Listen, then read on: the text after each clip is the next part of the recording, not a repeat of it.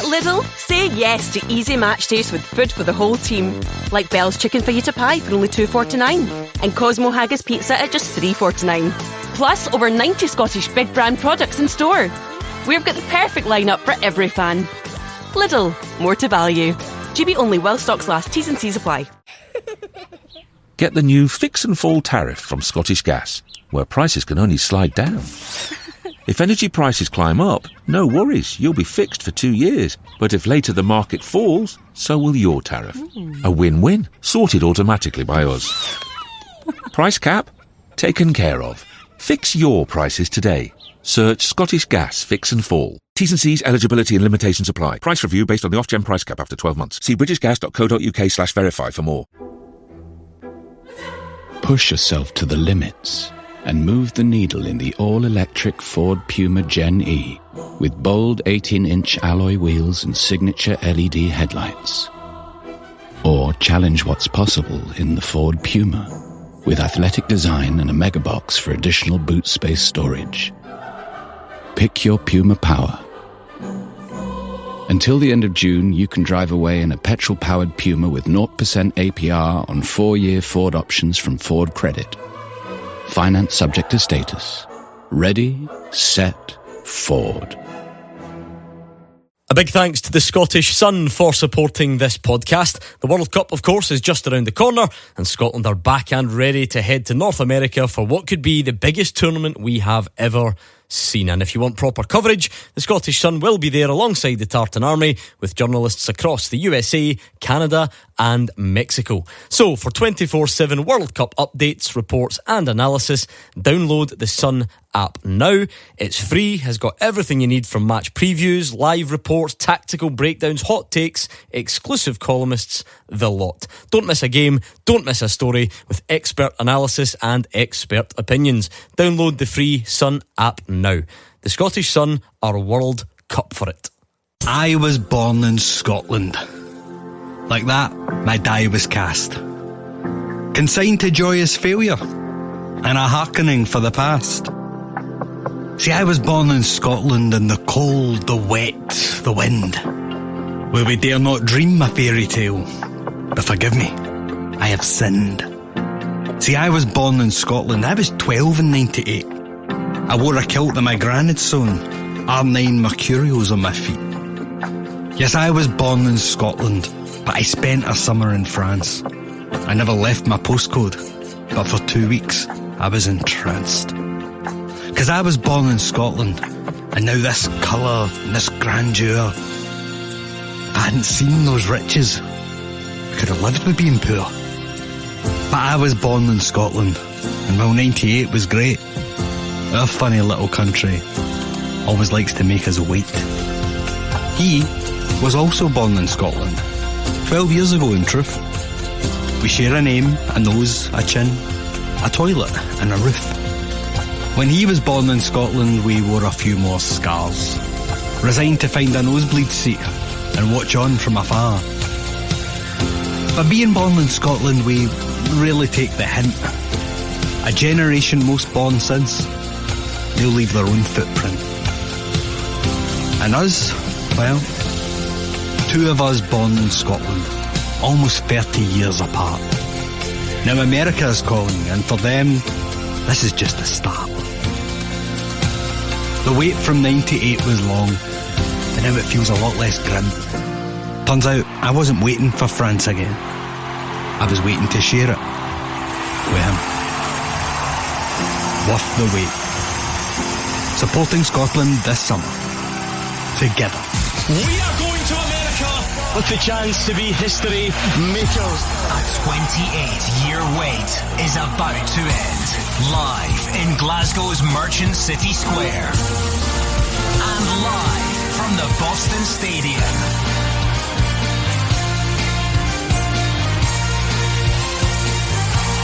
Oh, 0141 951 1025.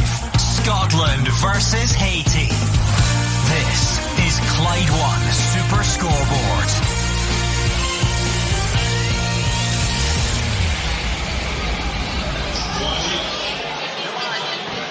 Hello and welcome to Super Scoreboard. Mere 3 decades of hurt is almost over, and Scotland are back at the World Cup. Kick-off between Scotland and Haiti is just an hour away as we bring you all the coverage for the biggest game for the nation in a generation. Steve Clarke and his players have already created history by getting to the World Cup, but can they become legends by getting through the group stage of a major tournament for the first time? I'm Andrew McLean. Joining me in Merchant City Square for this one, Scotland international Tony Watt and Wraith Rovers legend Gordon DL. It's all about Scotland over in America making us legends, and the fact of we've waited so long, 28 years, Andrew. We've been in the last 2 Euros, but let's not be kiddie here. The World Cup is something different, something special. You get the feeling when you walk in here, you're walking down the street to arrive here at the venue tonight. I don't think anybody in Scotland's going to sleep. We're all waiting for it. We're excited for it. Listen, we've just watched the Morocco and Brazil game. 1-1, we'll take that, but two good looking sides. But it's what we do tonight. We have got to go off to a good start. Tony, it has been a long time coming for a World Cup, 28 years, but this has felt a long time coming since Scotland qualified for this World Cup. You go back to that game between Scotland and Denmark. This is the day that everyone has been waiting for, or the early morning that everyone has been waiting for, and it's finally here. Yeah, it's brilliant. You can see the atmosphere walking in here tonight. Glasgow is buzzing. We're surrounded by Scotland fans everywhere, and there's just an absolute buzz in the city. It's been a long time coming since the Denmark game, and yeah, there's been a buzz about it, but now finally we're touching the kick-off time, and it's exciting.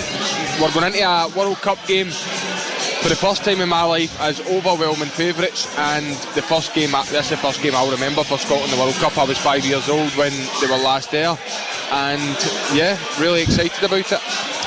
As Tony said, there is a buzz all over Scotland. There's also a buzz in Boston. If you have been on social media at all over the past few days, some of the videos, the content from the Tartan Army that have been over there is absolutely sensational. The fans are making their way to the Boston Stadium. They're inside. They are ready for kick-off. And Gabriel Antoniazzi, our reporter, has the golden ticket. He is there. He can give us a bit of a flavour of what is going on in the stadium and the all-important team news. Yes, good evening from the Boston Stadium, Andrew, better known as Foxborough, here on the outskirts of Boston. A magnificent arena, the perfect setting for this, the day we've all been waiting for. As you say, since 1998, Scotland's time in the wilderness is over. Steve Clarke's side are back on the biggest stage. The eyes of the world are upon our nation once more, and now it's over to these players to deliver the biggest game of many of their lives. They've been out on the pitch to soak it all in. They'll be out warming up shortly. Fans are starting to flood in, Andrew, almost all of them wearing that salmon pink shirt that the players will be donning in a few moments' time.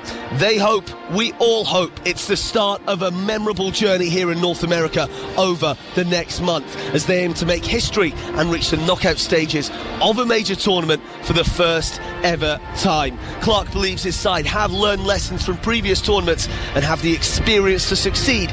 It's time for them to show it now. Let's get straight into the team news then. The biggest call is the return of John McGinn to the starting lineup in place of Ryan Christie. That's just the one change from the side that beat Bolivia 4-0 a week ago in New Jersey's friendly. It's tough to take for Christie, who has been excellent for Bournemouth and Scotland recently, but McGinn is Clarke's man for the big occasion, and he's been the hero for this team so many times over recent years. So the side is as follows. It'll be 4-4-2, Angus Gunn in goal. Aaron Hickey, Grant Hanley, Jack Henry and Andy Robertson make up the back four. Be Ben Gannon-Doak and John McGinn out wide, with Lewis Ferguson and Scott McTominay in the middle of the park. Shea Adams and Lawrence Shankland are up top. All of the remaining squad members are amongst the substitutes. For Haiti, they make their return to the World Cup for the first time in 40 years. What an achievement for the small Caribbean nation. Here's the team chosen by manager Sebastian Ming. It'll be 4-2-3-1 with Placide in goal, Arcus Ade, Delcroix and Experience as a back four, Jean-Jacques and Bellegarde in midfield with Dietzen, Providence and Piero in front of them. Isidore leads the line. We're expecting them to be direct and use their pace on the break. They are very quick and they can score goals, but they're 43 places below Scotland in the FIFA World Rankings, Andrew. Scotland are heavy favourites. The referee is the Algerian Mustafa Gorba. Of course, we'll have VAR with all of the new updated rules as well. Kickoff is now 50 minutes away as the goalkeepers come out to warm up to rapturous applause. Tony, there had been a lot of debate about what the Scotland team was going to be going into this game. A lot of people looked at that game against Bolivia, especially the first half against Bolivia, and they liked that 4-4-2. They liked the fact that it was two strikers. There was debate about whether Steve Clarke was going to play that. He's gone for that. John McGinn back in. It's Ryan Christie that drops out. What do you make of that team? I think it was a toss-up between Ryan Christie and John McGinn.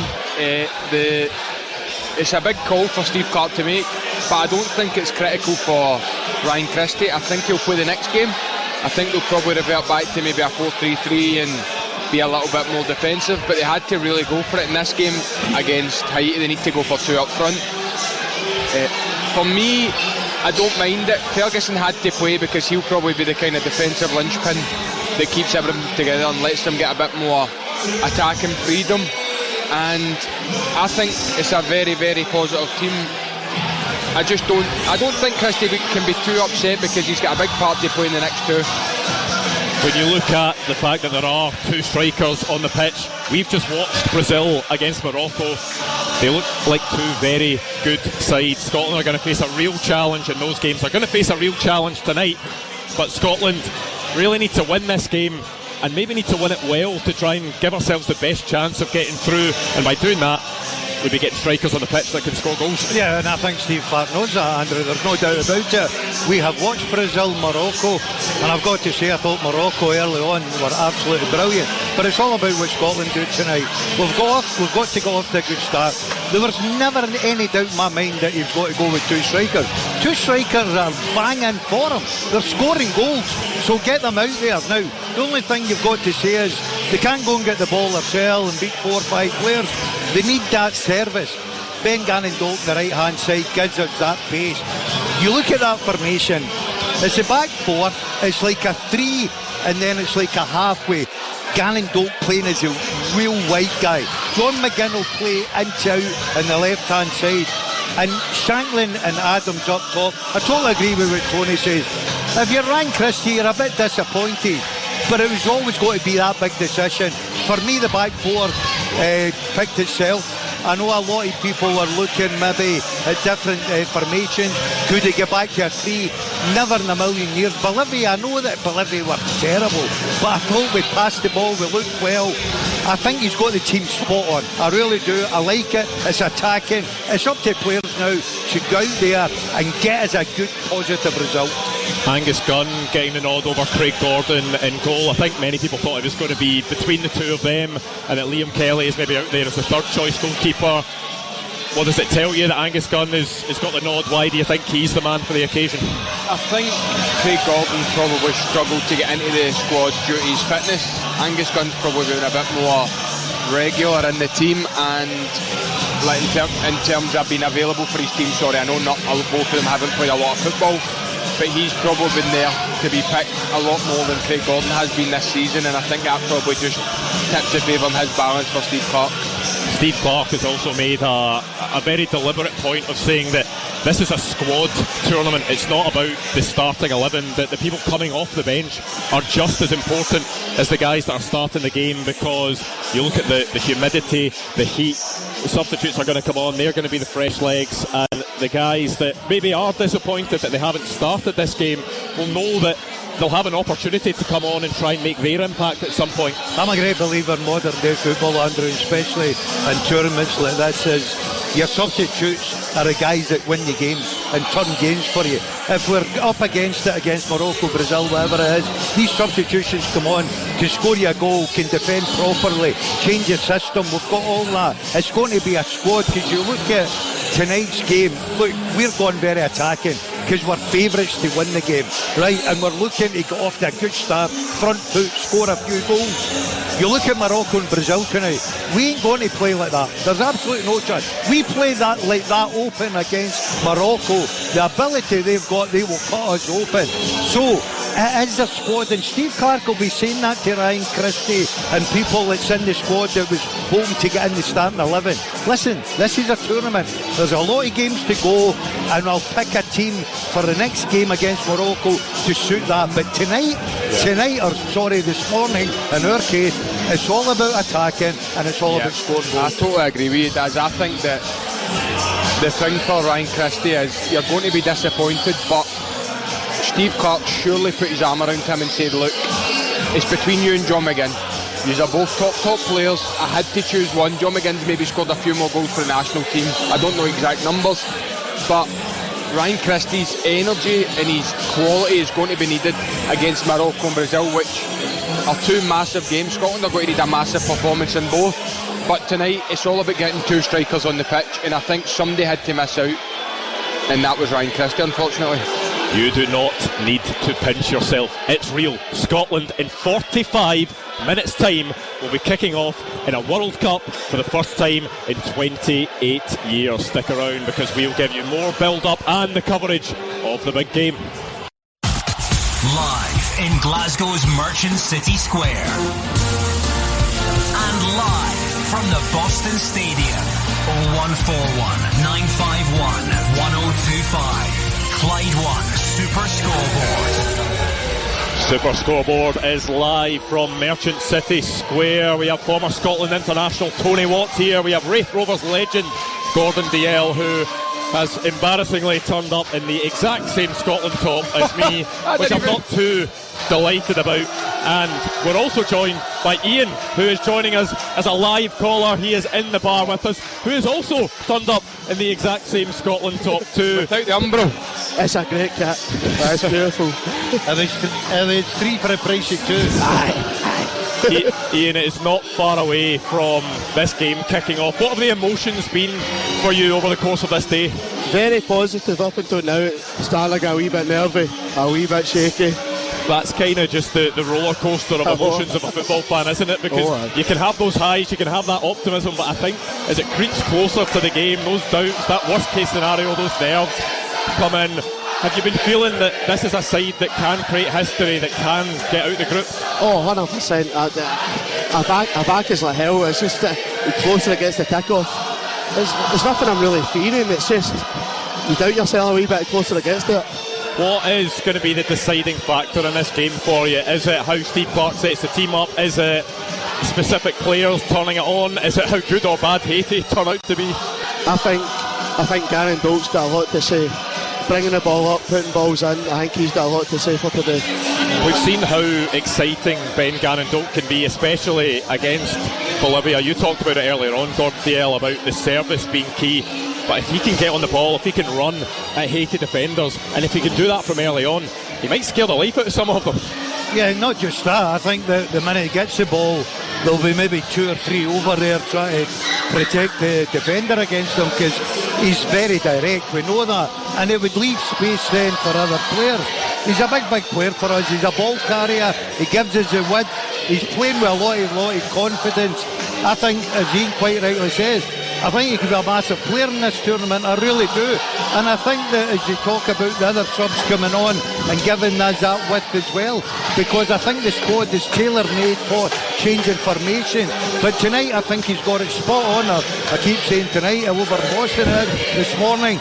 But I just like the fact that if we can get the ball to this young guy, he will produce for us. Of that there's no doubt tonight. Is this your first experience of Scotland being at a World Cup? Aye, I was born October 98. Is that right? So just 98. After 98. You're 5 years younger than me. What are you trying to say, Tony? 98. You're looking well. Well, what's that? See, growing up as a Scotland fan, did you have a feeling that you might never see Scotland at a World Cup, and then that's all changed over the last few years under Steve Clarke? 100%. It was getting there. I remember under Strachan getting close a couple of times in the groups. I remember last minute winners thinking, we're almost there, and fall flat in our faces. Was Italy won the the Alan Hutton foul, it wasn't a foul. Was that World Cup or Euros? That was World Cup, wasn't it? That was close, wasn't it, that time? That's the last time I can properly remember. Just going on a point, and Andrew was asking, what's your thoughts on the team tonight? Is it the right team? I think mostly so. The one kind of query, the one question mark for me is Grant Hanley, perhaps. Who would you put in there? I'm a Rangers man. Alright, so the full Rangers team. And I think for Rangers, I've sometimes got question marks over John Souttar, but I think he does a really good job for Scotland. Having been to the last 2 Euros, and I think everyone would accept that they maybe turned out to be quite underwhelming in the end of performances when we got to the tournament, despite the fact that getting there was such a big achievement. Is there a hope that having those experiences will, can that help Scotland in this tournament? And is there now that expectation coming into this that it's not just about being there and taking part, it's about we want to actually make a dent in this tournament if we can? I think so. I think Stephen Clark made a comment midweek about how we felt going into the Germany game, and we felt brilliant going into the Germany game, and then that ended up how it ended up. And not to take too much about feeling good, but I think that'll come a little bit, and I think I don't say about Grant Hanley, but I think the experience in the squad, being at the Euros, experiencing that, I think they'll be settled for us. I think they'll be settled and they can give us a good go. Brilliant, thank you very much to Ian. We'll let you go back and spend your time with your pals. I've got a pair of guys waiting for me, I'm going to get stuck into that. There we go. And you know what, I'm amazed that we've got someone that sounds as if they've not touched too many beers so far today, considering the time, or maybe he's just hiding it well. But thank you very much to Ian. We'll let you head off, and we will go back to the Boston Stadium because Gabriel Antoniazzi is there. Gabriel, what is the atmosphere like inside the stadium? And just give us a picture of what Boston has been like in general over the last few days, because on social media we've seen that has been the Tartan Army takeover and it's looked incredible. Yeah, Andrew, just starting with the stadium here. I mean, Scotland are out now warming up in those red training tops. They ran out with bagpipes bellowing out of the tannoys and everyone inside screaming. It's a 64,000-seater here in Foxborough. It's only about half full at the moment. I've just seen a shot of thousands of fans still queuing outside to get in. There were 2-hour-long queues at the back, the South Station in Boston earlier. It was pandemonium amongst the heat. It's been over 30 degrees here again today. Thank goodness. I'll say that. Thank goodness it's a 9 p.m. local time kickoff for the fans and for the players. Although the humidity is still in the air, Andrew. The sun just setting behind the far stand. A stunning scene, really. The final rays of light hitting the top of the stand, shining off the salmon strip, which is everywhere. I'm sure you'll see the pictures at home. I think everyone inside has got that new away strip that the players will be wearing. It's been a tartan takeover in Boston and now down in Foxborough as well. But just on the week in general, it's been fantastic. A fantastic city. They've really embraced Scotland and the fans, been very accommodating. As you say, you've seen all the videos all over social media. The Americans absolutely loving it. The Scots were out in force backing the US last night, and they're hoping the favour is returned by locals this evening. Now, Haiti fans have not been as visible in the city this week, but they are visible today, and what a story for them. Back for just their second World Cup, a country devastated by an earthquake 16 years ago. They've not played at home in 5 years. The manager has never even been to the country, but this is a proud day for them and their people, and games like this prove what the World Cup is all about, Andrew. When I was walking in, there was fans from both sides, both countries coming together, tailgating outside the stadium, eating, drinking, chatting, topless, Scottish men getting sunburned. It's what it's all about. What a day indeed. Kick-off just over 30 minutes away now. Yeah, it's a shame to hear that with, just over half an hour to go until the game kicks off, that there are issues with the fans getting into the stadium. The queues are really long. Hopefully, by the time it kicks off, the majority of Scotland fans are in there. They can enjoy the national anthem and hopefully enjoy Scotland getting off to a good start in the game. Yeah, it's a bit worrying that, isn't it, when you hear Gab saying that. It was a wee bit like the Euros for me as well. We didn't go to many of the games, but I was speaking to guys after it that weren't getting into the game till about 20 minutes later on, and it just waits to full occasion. Listen, It's all about the World Cup tonight. Is about the first thing that happens is the national anthem. How many proud Scots are in America and Scotland and all over the world as well? They want to be a part of that, Andrew. So we hope that speeds along and every fan that's got a ticket gets in that ground and is ready for kick-off. When you just look at the general atmosphere around Boston, I'm sure you're the same as me, Tony, that any time you go on social media, you just see something else. You see Scotland fans playing football in the street. You see Craig Ferguson, who's walked 3,000 miles from LA to Boston to get to the game. You see police officers that have got themselves doing keepy-ups and putting on Scotland tops. The boy that get the Scotland fans moving across the road for him. That's brilliant. It's just one of the great stories that I've seen so far, that it was half past 6 in the morning and it was an American just in a residential street, that he looked out at 6:30 in the morning and the street across from him had been rented out as an Airbnb. Brilliant. And he looked out and there were saltires draped from it and there was a guy in a kilt playing the bagpipes at 6:30 in the morning. And I've watched that story develop over social media the last few days. He is now an adopted Scot. He's managed to get himself a ticket to the game. He's been cooking dinner for the Scotland supporters that are over there, and he's getting into it, and you just see how well received the Scotland fans are over there. We saw it when we were in Germany a couple of years ago, Gordon, that the Tartan Army are over there and they just do us so proud. Yeah, I was going to echo what you just said there, Andrew. We were very fortunate to be in Germany, and I could not believe, one, the amount of Scottish fans that was actually in Germany. And I remember walking round the corner in Munich and I thought the full of Scotland was actually in a square. It was incredible, and to be fair, they're there to party. No Scotland, no party is the famous song, and I totally agree with it. They're always well behaved, they're brilliant, they bring so much to it, and they've waited so long. As I said there earlier, it's okay, back-to-back Euros. This is a World Cup. I grew up watching all the World Cups, and younger people have never really seen Scotland being at a World Cup. So tonight, this is absolutely brilliant for them. And it's not just in Boston where there is a huge party, because there is a massive party all over Scotland. It might be 1:30 in the morning. It did not matter what time this game was going to kick off. It did not matter what day this game was going to kick off, because there were going to be Scotland fans out in force enjoying themselves. And let's take a wee trip around the country, shall we? We'll start close to where we are in Merchant City Square. Callum McQuaid is going to let us know what is happening downstairs, and then we're going to go around the country. Yes, I'm in amongst the crowd down here, and it's so loud and so busy that I've actually had to drag two guys outside to come and speak to me.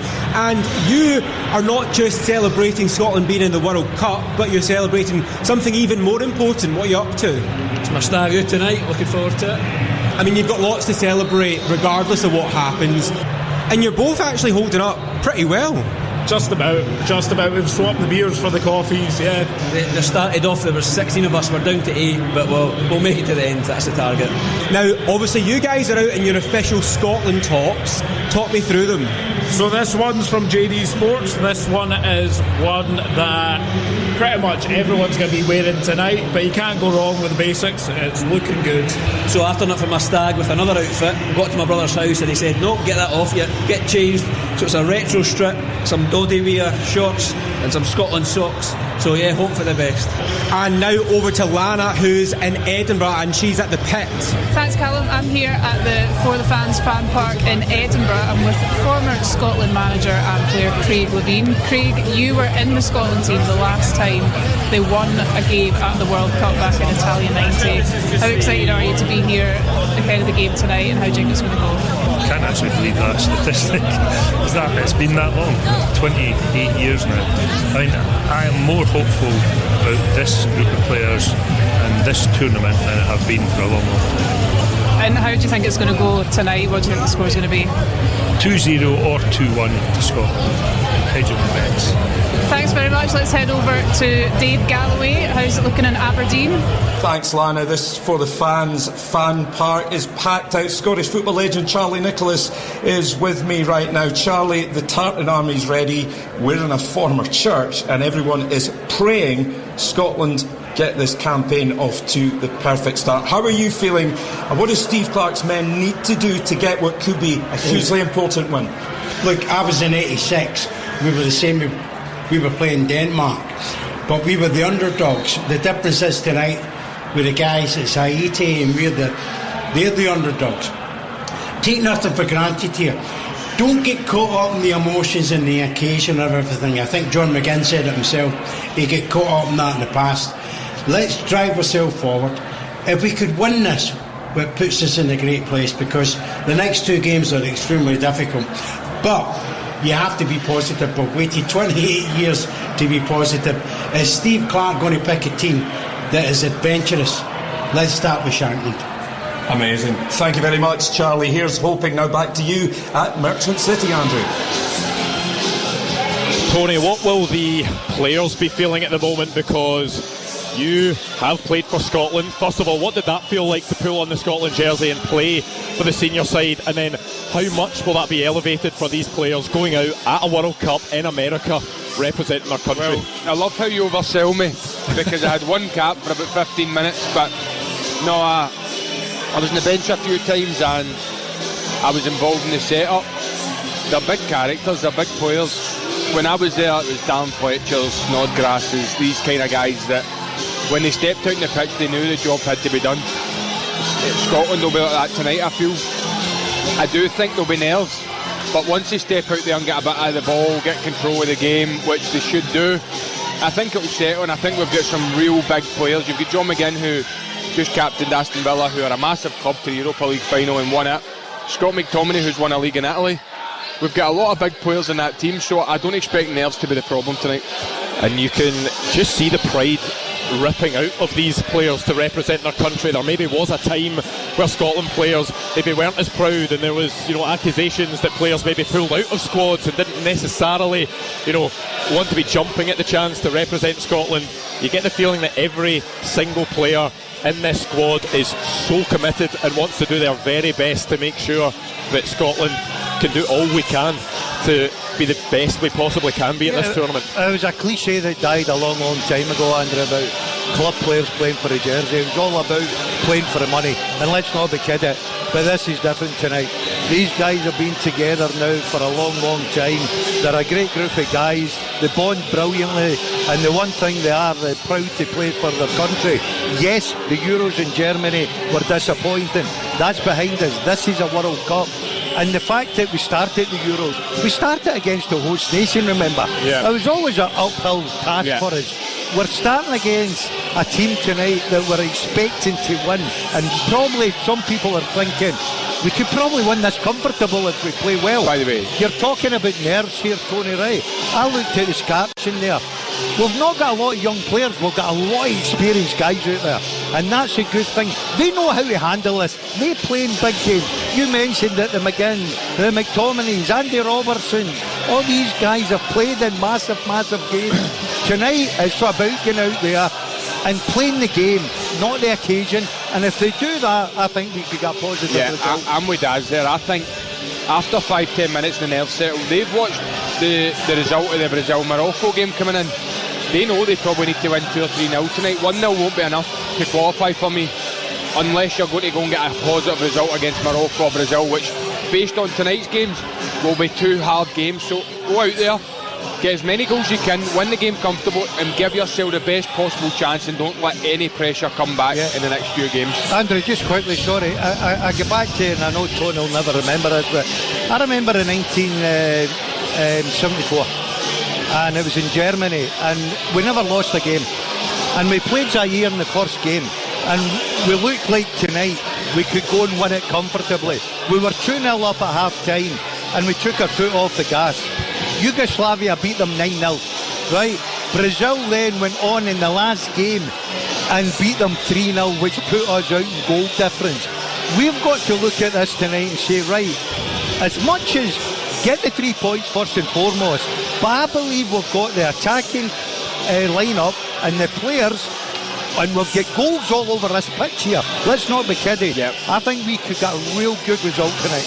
There needs to be that balance though, doesn't there, Tony? Because there may be people out there that don't think Haiti will be much of a challenge, despite the fact that if you look at their warm-up friendlies, they do have some very good players. They've got guys that have played in the Premier League, guys that are playing at a decent level, but it's not as if Steve Clarke is going to look at Haiti and think, oh, this could be a walkover, Scotland are going to score X amount of goals. Scotland still need to take this very, very seriously, and at the end of the day, a win is what Scotland need. It would be great to win it and score several goals, but there needs to be that balance to be struck of making sure that this game is taken as seriously as possible, and that's exactly how Steve Clarke and his staff and the players are going to handle it. If we're looking for a manager who's going to be defensive and set us up, get us good defensively on set pieces and make sure we don't concede easy goals, I think Steve Clarke's that guy. Now we've also added the attacking part of it a little bit more fluently. We've got a better option in Ben Doak in terms of he's a wee bit more experienced with the national team. He's played a wee bit more games. Last week he looked electric, and now Shankland's came to the fore in terms of he's a right option now. I also think the biggest winner of this two up front for me is Shea Adams, because I think Shankland always makes the player next to him better. I think he's shown that at Hearts, whether it was with Josh Ginnelly, with Braga, with these types of players around him. He always brings the best out in other people, and I think that lets Shea Adams, Shankland can go and pin a defender or two and let Shea Adams run the corners, run the channels, and Shankland's link-up play can bring him in. I think there's goals in this team now because of the way we play, but I also do think we'll be set up really, really well, and I don't think we'll leak goals anyway. Kick-off is 20 minutes away. Stick with us because we'll give you the final build-up and we'll go back to the Boston Stadium. Scotland versus Haiti. 0141 951 1025.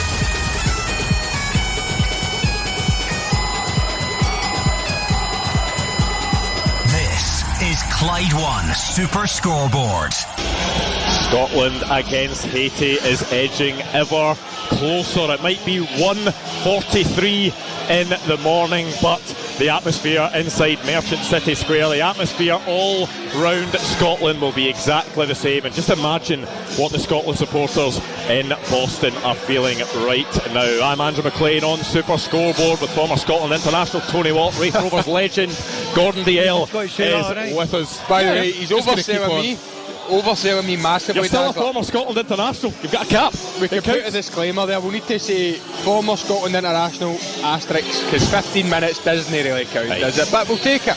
It's one more cap than pretty much anyone else has. So you need to be proud of that. Right, let's hear from Steve Clarke, shall we? This is him talking about what opening games of tournaments, what he's learned from them and what he can take going into this game. The Germany one's easy. Don't get humped.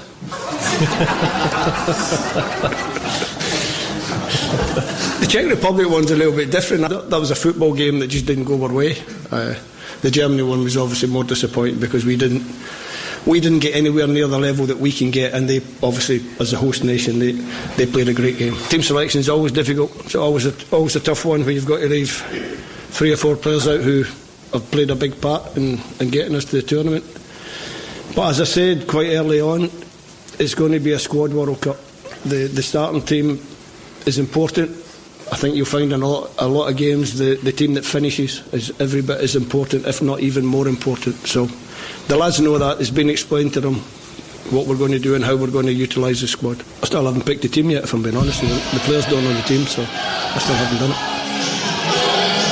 I wonder what the order of these games and Haiti being the first opponent has maybe done for the expectation. Do you think it has changed things if we were going into this game tonight and it was Brazil, then Morocco, then Haiti? Do you think supporters would view it differently, how tough or easy the group is? Is it because this is the most winnable game on paper that there is a lot of optimism from supporters going into this tournament? Yeah, and I firmly believe that's the right way, because I would rather have this one first.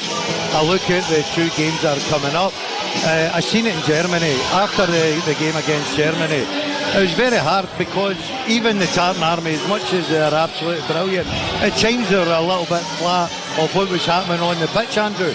We've got a chance here in a World Cup that we've not been to for a long time to start in a front foot, a positive note, take a bit of that into the next two games. So, me personally, if we can get the right result tonight, this is a perfect game for us, no doubt.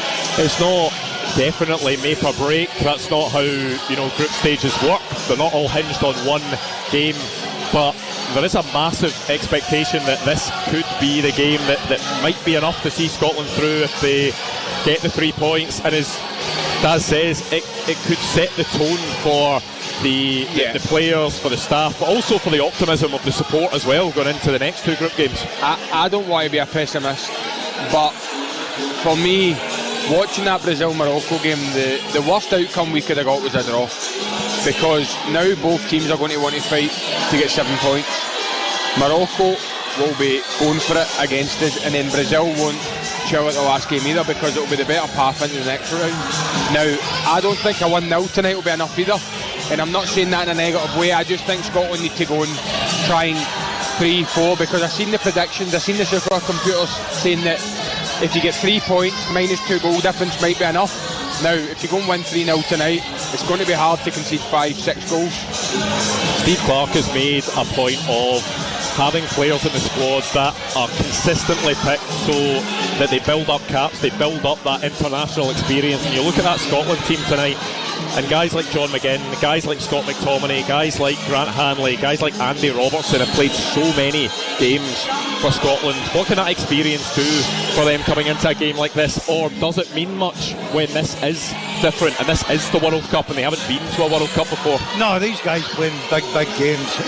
Yes, they've been to Euros, but club football, they've won major honours, they've won in Europe against top teams. They play against top teams most weeks, let's be honest about it. I've no fear about Scotland players handling the pressure tonight. Daz, I don't mean to interrupt you, right? While you're talking, is Denmark a harder game, a more nervous game to play than this? So they'll be ready for it, no, after the Denmark game, because that was basically make or break, no? Yeah, I think you learn with the tournament as well going along, and plus the fact, I think we were a wee bit sort of defensive minded. We went into the Germany game a little bit defensive minded because of who we were playing, the opposition, and rightly so. Let's not be kidded here. We're going in here tonight firm favourites. We're going in with an attacking team. Look at throughout our team where all the goals can come from. I think this is the most positive I've felt about a Scotland team in a long while. Look, yes, we've been here before, we build it up, and all of a sudden it just crumbles. I don't think this is the case. I think Steve Clarke's learned, I really do, and I think these players are ready for it. You've got two guys up top who are banging form, and we've played as centre forwards, and if you're scoring goals, you cannot wait for the next game to come along, and you're saying to your guys, put the ball in the box, I'll do the rest. We've got that tonight. We've got that. It's here. It's happening. Scotland are about to play in the World Cup for the first time in 28 years. Kick-off and the national anthems is coming next. At Lidl, say yes to a summer of indulgence and pick up juicy deluxe Aberdeen Angus beef burgers and save 60p with Lidl Plus. Now only $3.99 for a pack of 4. Make your summer even more delectable. Lidl, more to value. 18 plus GB only while stocks last. T's and C's apply. See lidl.co.uk/LPTV. Offer ends 17th of June. Get the new Fix and Fall tariff from Scottish Gas, where prices can only slide down. If energy prices climb up, no worries, you'll be fixed for 2 years. But if later the market falls, so will your tariff. A win-win, sorted automatically by us. Price cap? Taken care of. Fix your prices today. Search Scottish Gas Fix and Fall. T's and C's, eligibility and limitations apply. Price review based on the off-gen price cap after 12 months. See britishgas.co.uk/verify for more. You can't do much in under 5 minutes. Boil an egg? Sure. Cook a roast dinner? No chance. But comparing car insurance prices with mustard.co.uk? Easy. See what you could save in just a few minutes. Click mustard.co.uk. Authorised and regulated by the Financial Conduct Authority. See website for details. At Lidl, say yes to easy match days with food for the whole team. Like Bell's Chicken Fajita Pie for only $2.49 and Cosmo Haggis Pizza at just $3.49. Plus, over 90 Scottish big brand products in store. We've got the perfect lineup for every fan. Lidl, more to value. GB only while stocks last. T's and C's apply. Get the new Fix and Fall tariff from Scottish Gas, where prices can only slide down. If energy prices climb up, no worries, you'll be fixed for 2 years. But if later the market falls, so will your tariff. A win-win, sorted automatically by us. Price cap? Taken care of. Fix your prices today. Search Scottish Gas Fix and Fall. T's and C's, eligibility and limitations apply. Price review based on the Ofgem price cap after 12 months. See britishgas.co.uk/verify for more. Tombola presents that winning feeling. Woo! Get in, honey! £13 million is won on Tombola. Woo, woo, woo! Every hot chocolate single woo! Come on, baby! day. Which feels pretty good, apparently. Tombola. More games, more fun, more chances to win. Play now. To verify, add verification at tombola.com. 18 plus, gambleaware.org. Terms apply. A big thanks to the Scottish Sun for supporting this podcast. The World Cup, of course, is just around the corner, and Scotland are back and ready to head to North America for what could be the biggest tournament we have ever seen. And if you want proper coverage, the Scottish Sun will be there alongside the Tartan Army with journalists across the USA, Canada and Mexico. So for 24/7 World Cup updates, reports and analysis, download the Sun app now. It's free, has got everything you need from match previews, live reports, tactical breakdowns, hot takes, exclusive columnists, the lot. Don't miss a game, don't miss a story with expert analysis and expert opinions. Download the free Sun app now. The Scottish Sun are World Cup for it. Scotland versus Haiti. 0141 951 1025.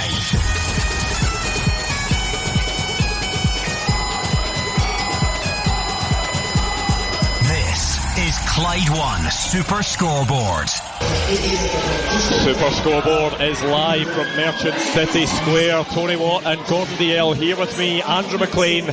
And how are your nerves? The Scotland players are in the tunnel. They are making their way out onto the pitch at the Boston Stadium. This is the moment that it is becoming real. Let's cross live to the Boston Stadium and get the final bit of build-up to the game. Let's get a recap of the teams and the national anthems with Gabriel Antoniazzi. Wow, Andrew, what a picture. Captain Andy Robertson leading out his team, his nation, for the World Cup. Let's quickly run through the 11s again. It's Angus Gunn in goal, a defence of Hickey, Hanley, Hendry and Robertson. Midfield will be Ben Gannon-Doak with Lewis Ferguson, Scott McTominay and John McGinn. Shea Adams and Lawrence Shanklin lead the line. What a moment it is for these players. Andy Robertson, the captain, the boy from the south side of Glasgow. How must he be feeling, living out every little boy and girl's dream, joining the very few players who have had that honour of walking their nation out at the highest stage the game can offer. You look at other players there. Scott McTominay, what a player he's turned out to be in Scotland colours. And John McGinn back in the lineup tonight, the hero so many times for Scotland over the years. Who will be the hero this evening? And then there's Steve Clarke, Andrew. His message yesterday, don't get pumped. But he's up for this. He's relaxed. He's happy. He's confident. It's a different feeling this time round. Yes, we've been in the last 2 Euros, but this is something else. The World Cup. Clarke, Scotland's longest serving and arguably most successful manager. Is this the team who can make history and reach the knockout stages of a major tournament for the first ever time? This will be Scotland's 9th World Cup. They've only ever won 4 matches, and what an opportunity this is. A victory here would give Clarke's side the platform they need ahead of the giant clashes against Morocco and Brazil. What a picture this is. We'll begin with the anthems. Haiti are up first.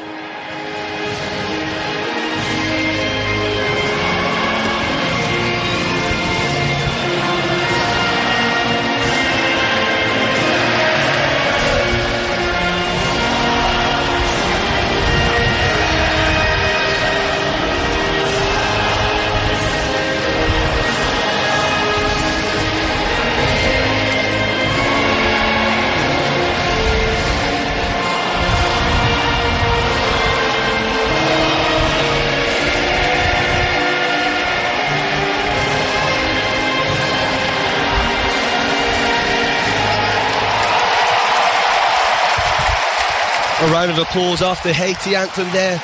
Many fans here from the Caribbean island. What a story it is to have them back on the world stage for the first time since the 80s. And now, O Flower of Scotland.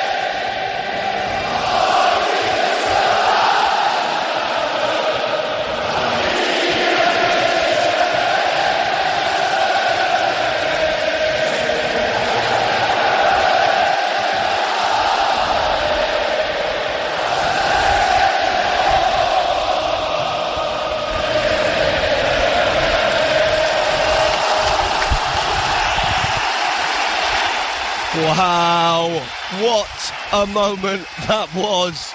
Many tears from many fans. The whole squad in the centre circle there, Andrew. Not just the starting 11, all 26 players. Craig Gordon couldn't get the smile off his face belting out that anthem, and that's how we all feel inside, how we all feel watching this as proud Scots. The two teams now just shaking hands. I'll quickly run through the Scotland 11 again. So it's gun and goal. Hickey, Hanley, Hendry and Robertson at the back.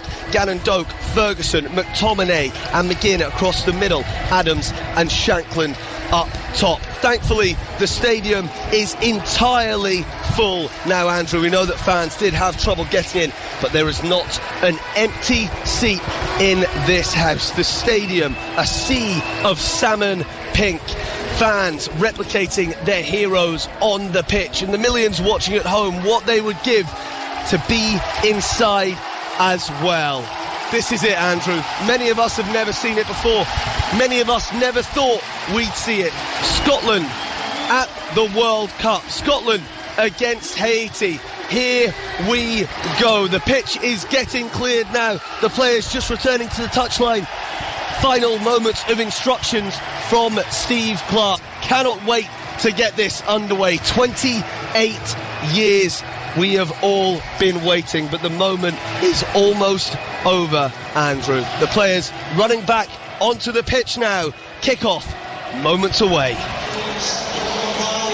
I don't know about you guys, I have goosebumps listening to that national anthem, seeing the pride on the players' faces, the camera panning to those supporters in the stands.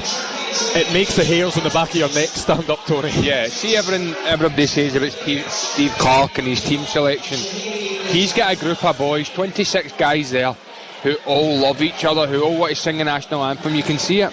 And by the way, I'm not one for you need to sing it, but seeing every one of them sing that national anthem, how together they've been over the last week to 10 days on pictures, videos, when you watch a game, it's refreshing. And it's not luck how Celtic then moved it to domestic, how Scotland are there. It's not by luck and it's not by chance. You've got Celtic, Hearts, Rangers players all together in pictures, and it just looks good for the optics as well. And what will that do for the players, the supporters in there, having that moment together, that national anthem that sounded absolutely incredible? Is there anything that sets you up better for a game of football and representing your nation than something like that? No, not at all. And I think what we've got to admit is one thing here. The fans are playing their part. They're playing their part, so it's up to the players, and they'll know the responsibility on their shoulders. Of course they will. Fans have travelled all over the world, spent lots and lots of money. Let's not be kidding here. The one thing that they'll know they'll get tonight, and I'm confident that Scotland will get off to a positive start in this campaign, but the one thing that they will know they will get from these players is 100%, Andrew. And that's all you can give. Listen, it might go against you. It would have real shock to me if it does. I fancy us strongly tonight. For the first time, I've sat here, I was at the Euros, I watched the games, I'm now watching this about to kick off, and I am confident that Scotland are going to do us proud here tonight. Would you quite like that it's all 26 players out there fully kitted for the national anthem? It gives everyone that special moment. Is that only the first game or is that all the games? I'm not sure actually. I think it could be all of them. I hope it's only the first. Yeah. That's nice. Give them all a moment and then we move on. But I do actually, and a lot of people disagree here, I quite like the Americanised part of the World Cup. I like the fact that they're putting music on at 22.5 minutes, and I just think it's so different and I think it's so funny. Well, here it is. The camera focuses in on the referee because it is almost time for us to kick off. Scotland in a World Cup for the first time in 28 years. It is about to happen. As Gabriel said in the stadium, there will have been some Scotland supporters that maybe thought this day would never come after what has happened over the last 28 years. It has been so many ups and downs, but Steve Clarke has brought Scotland back to the world stage. He brought them back to the continental stage twice at the last 2 Euros, and there is the countdown on the big screen, counting down to the fact that we are about to kick off at the Boston Stadium, and it will be official. Scotland are back in the big time, and can our nation do us proud. It is a long ball forward to kick things off, and Scotland want to get that ball forward quickly, and it's a throw in the Haiti half. Just 10 seconds. One thing's for certain, they're trying to get the ball to Ben Doak already. That's 2 seconds in and the ball straight to him, so it's a positive sign. Scotland deserve to be here, and it's exciting to watch. Yeah, I agree with that. I looked at that because they had about 3 or 4 players lined up the left hand side. I went right out to the right hand side. Doak will be a big player. Listen, we don't want to put everything on this young guy's shoulders, but there's one thing about him: he can handle it first and foremost. He's positive. If I'm Hickey and I'm playing it right back, the minute I get the ball, I'm giving him the ball and supporting him and saying to him, on you go, you go and do what you're good at and cause problems. And if we can get the ball to him, now remember, if we can't get the ball to him, look at the other players in the middle of the pass, look at the 2 players we've got up top, so we've got abundance of talent there. I agree with Daz. I think that everybody's forgetting just how many goals there are in that midfield. Ferguson, when he was in Scotland and abroad, scored a lot of goals. McGinn, he knows his way about the box, and McTominay scored some of the biggest goals in our kind of recent history. I think he got 14 goals in the Serie A last year, so look, it's good. Doak's taking all the pressure and everybody's speaking about him, but I think we're well suited all over the middle of the park. Do you know what I'd like to see? I'd like to see, as I know it's early, I watched the beginning of the Morocco game tonight against Brazil. Now Brazil come out there, everybody talks about their manager, rightly so, won absolutely everything, top manager, their players, Brazil, the strips, everything. Morocco from the first whistle went right after them. I would love to see Scotland tonight saying, do you know what, we are not going to play negative, let's go in the front foot here. What's there to lose, Daz? And it shows why they are the professionals that have made it to the highest level, because they can handle this type of pressure. I can barely handle this type of pressure, and I'm sitting in a bar in Glasgow. I think never mind being on the pitch. I think we'll be more nervous here than they are there. They guys know that they can control it, whereas we can't, Andrew. Unfortunately, we're just watching and hoping that they do their best. Well, this could be a first foray forward for Scotland. It's the first time we've had a touch in the Haiti box, and it almost is fed through, but Shay Adams can try and recycle the ball. It goes out wide to Ben Gannon-Doak over on that right, who we're hoping can terrorise the Haiti left back. It's a brilliant bit of footwork from him, and he's now cutting in at the edge of the box. The strike wasn't going on target, but he has made the Haiti goalkeeper get down and make a low stop, but the ball was going just wide. But positive signs early on from Ben Doak that he's up for this one. It sets the tempo. The only thing, listen, I did say about Morocco there, right, but we'll take into different circumstances that Brazil will come out and play you, go toe to toe. Yep. The opposition tonight won't. They'll sit deep and make it hard for you. See Doak there. What he's really shown the defenders is, listen, I'm not a one-trick pony. I'm not just going to hit it by you and go down the wing and try and get balls. I can come inside and cause his problems. I love that for the wingers. Very, very good indeed. I think a smart winger goes on his weak side at the start, just to kind of get the defender going the opposite way.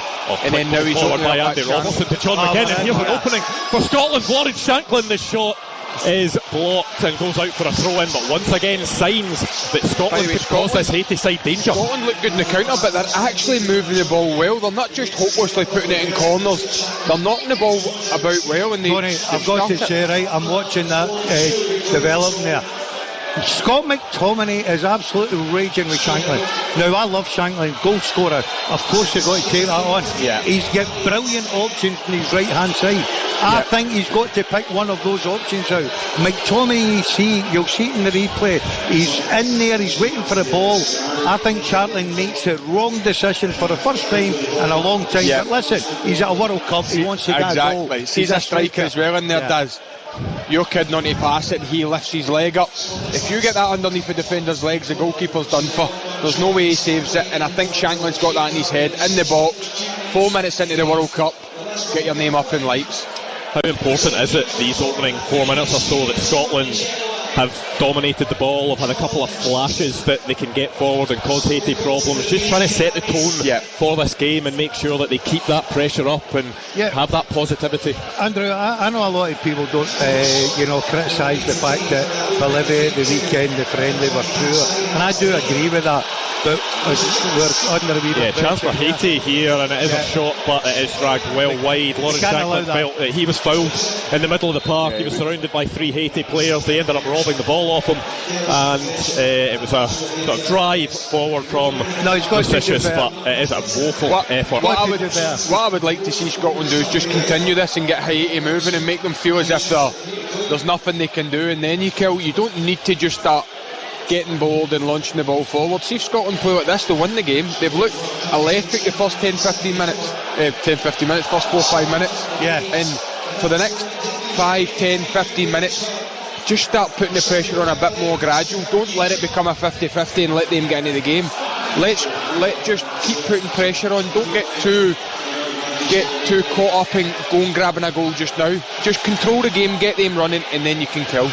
A few shouts for handball there as Andy Robertson played a quick ball forward. The Haiti player kind of leaning into it with his arm, whether it was above the t-shirt line or not. The referee making a signal that he just felt that the player's arm was down by his side. It did go out for a Scotland throw-in, and it means Scotland are now back in possession, going down this left side. Andy Robertson's quick ball to John McGinn. He goes to the back heel, back into the path of Andy Robertson. It's a really good cross into the box, and it's the header from Scott McTominay that is just over the bar. Maybe quite a bit over the bar, but it's a nice move from Scotland down that left side. Listen, McGinn and Robertson, full of quality. Robertson's only one thought in his mind here: get the ball in. Let me tell you now, that is an absolute quality ball. Look at the height McTominay's up there. Look, that's a game plan. As much as we're talking Shanklin and Adams scoring goals, every time the balls went in the box, McTominay's in the box. By the way, I was just about to say that you can't teach his desire. By the way, he's always trying to get on the end of things, and that's what separates him. That's why he's at the top level for me, because he's not naturally going to control a game like Billy Gilmore, but he'll get from one side of the game to the other side quickly. He can defend his box, and he can also go and grab a goal. A pretty angry Steve Clark there. I think having a go at there. Certainly one of the defenders. I think it was the sort of ball over the top that he was just annoyed that one of the Scotland defenders just didn't head the ball away and get rid of it. Yeah, you've seen him. Listen, everybody says that Steve Clark's too boring. Already there's 7-8 minutes on the clock. He's out there, he's having a real go at his players, he's urging on. Listen, Steve Clark knows how important this is to the country and to his players and everybody as well. So, but I'll tell you what, I'm going to make a wee assumption here early in this World Cup. I've liked the referee. I've liked the referee. I really do. I've liked one or two of the rule changes, and I've liked the way the referees have let the game go on. Yeah, they're not buying the wee daft fouls that people are trying to give. The people are trying to win fouls with like wee dives and wee half kind of 50-50s, and they're letting things go. And by the way, it's created a few good opportunities in the first few games, Daz. I agree with you. Well, this is maybe what Scotland need to do at times, because we've talked about the heat, we've talked about the humidity. You can't just go 100 miles an hour for the full game at times. You need to conserve a bit of energy, you need to just get your foot on the ball, and if you can do that in comfortable possession in your own half and then wait for those opportunities, that could be key, Tony. Draw them into a press and just bypass it with good passing, and then don't. For me, the worst thing they could do is give it to Ben Doak when he's not in space, when he's doubled up on, when people are trying to mark him out of the game, because they'll have watched him, they'll have seen how electric he can be. Wait until they get bored and somebody jumps, and then you get the ball to him 1v1 in areas where he'll cause problems. Or if the team are focused on a certain side, move it quickly side to side and get down the other way. I think Scotland have got players all over the park. Like we said, Doak's probably our most electric, but Ferguson, McTominay and McGinn behind the front two have definitely got goals in them. Ooh, there's a slip, and that is, as you say, it's a sore one. Was it Lewis Ferguson that was caught by Wilson Isidore? It wasn't intentional, he did slip and caught Lewis Ferguson. There's certainly accidental, there's not going to be anything more in it than just being a free kick. Yeah, exactly, and I think the referee's right. It is a free kick. Scotland just get the ball down. The only thing I will say, Tony's talking about they don't look like a team that's going to go and press high up. They're going to sit back. They know that they're going to try and make it difficult for Scotland, but as long as Scotland are comfortable on the possession, and you say wait for a trigger point, they keep jumping in ones and twos like you said, Daz. It's as if they're sitting back but they're just getting a wee bit excited, and see there, an extra touch and you're maybe in. Yeah, ball forward by Haiti as they look to get in behind, and Aaron Hickey's actually been robbed of the ball. They managed to play it into the centre of the Scotland box, but it was just behind the striker. That's the worry. See that in the transition, like we said before, we just need to make sure we don't get too comfortable by playing too much and letting them in the game with any opportunities, because if they get a goal and sit back, that would be a nightmare. Just defend well. We can't afford to lose the first goal here, right? Let's not be kidding here, because I think it would knock the stuffing out of all those fans in that stadium. It would knock the stuffing out of the play with Scotland and maybe even the team. Here could be another chance for Haiti, because they have the ball at the edge of the Scotland box, because Scotland lost it, and the ball is played into the box now. The player has her back to goal, goes to the edge of the box, fired well over the bar. That is never going to trouble Angus Gunn in the Scotland goal, thankfully. No, it's never going to trouble them, but I think that if you're giving up shots 20 yards out, you know, you've got to be careful, because it just takes a wonder strike to get in the top bin. Touches in the box as well. Yeah, they'll be confident just getting the ball under control in our box, Daz, you're right. But in the same way that I talked about Scotland taking confidence from, you know, the early openings that they had, the last couple of minutes will give Haiti a bit of belief that they can do something, and they can maybe capitalise on Scotland's slack passes if there are going to be some. Andrew, this is one of those World Cups. I watched the game tonight, and Switzerland should have been out of sight. They had about 20 odd chances on goals, and Qatar just sat in like the opposition's doing the right. Haiti, they made it difficult and they grabbed a 1-1. This is what this World Cup's about, so you've got to be careful. We are firm favourites, we have got watch winners here, we've just got to be careful at the back as well. Yeah, and by the way, see, when we press, we kind of press with a 4 or a 6, and they're behind our midfield, so see a long ball up to their striker, if he holds it in, they've got a lot of bodies behind ours. They're very open, but I don't know, I think they'll go a wee bit more direct, Haiti. Yeah, you can see they've got a spark of belief now as they try to get forward down that right side through Lucicius, and once again Haiti get the ball back at the edge of the Scotland box, and Scotland having to do some defending here. They get that initial block in, Aaron Hickey with the header away, and Shea Adams just bumped his man as he tried to win that header. I think it's a free kick. I think it's a free kick. Yeah, I do. I think Adams goes in there. Look, if that's Scotland, I'm playing that free kick, no doubt about it. I think it's a cheap one to give away. Is it more that it's a nudge in the back rather than shoulder to shoulder? Is that the difference? That's my problem. Look, I'm not bumming up the referees and then criticising them 30 seconds later. That's not happening. That's my problem tonight, is see the wee slack passes in the edge of our box. Scotland are going to try and be the team in possession, so see the little passes they need to make sure that Haiti are chasing rather than getting the ball back and getting confidence for there. They want Haiti feeling like they're in a game that they can't get a hold of the ball. I'll just say this right now, Tony. If he scores from there, I'll be in my bed by 2:30. It's a Haiti free kick, 35 yards out, and it is a bizarre decision because he lined it up as if he was possibly going to shoot. That's John Rinser Bellegarde, who plays for Wolves, but he tried to clip it over the top of the Scotland defence, got it all wrong, and it ended up going out for a goal kick. It's safe to say that's not one off the training ground. No. Yeah, listen, that takes a little bit of pressure off Scotland. Look, I think we've gave them a little bit of encouragement. Yes. You see now that they're forcing us to kick it a little bit long, and then they're picking up the second ball. First 5 minutes we were brilliant, and I know that's funny to say, right, but they never get a kick of the ball. The wee passes, shifted it when we needed to shift it. I think Scotland need to just keep like that, because we're not here for a 1-0. We need to go and control the game and then kill when we need to kill. See, my big worry about this game is simple. We cannot let them dictate the pace of the game. It looks like they're doing it now, Dad, doesn't it? Exactly. They've grabbed it in the last 4 or 5 minutes and they're just knocking it about. I would like to, look, remember one thing, we're sitting over here in Scotland. The heat over there, humidity is incredible, and it really is. You've got to sort of keep your energy for certain areas, but I think we've got to have a wee spell where we go and press and try and put them under a little bit of pressure and up the pace of the game a little bit. We're playing right into their hands just now. They're dictating it, they're knocking it about, they're getting space. Look at this, going down the flank. Yeah, Haiti down this left side, the cross comes into the box and the header goes just wide of the mark. I wonder if a free kick has been given against Wilson Isidore there on Jack Hendry, just a push in the back, but once again it's another chance for Haiti. Got the ball into the box. See that? Scotland are playing a 4-4-2, right? If they're getting down the wing, so they play it out to their fullback, they get forward, everybody needs to shuffle across and make sure they cannot cross the ball easily in there, because they're going to have bodies in.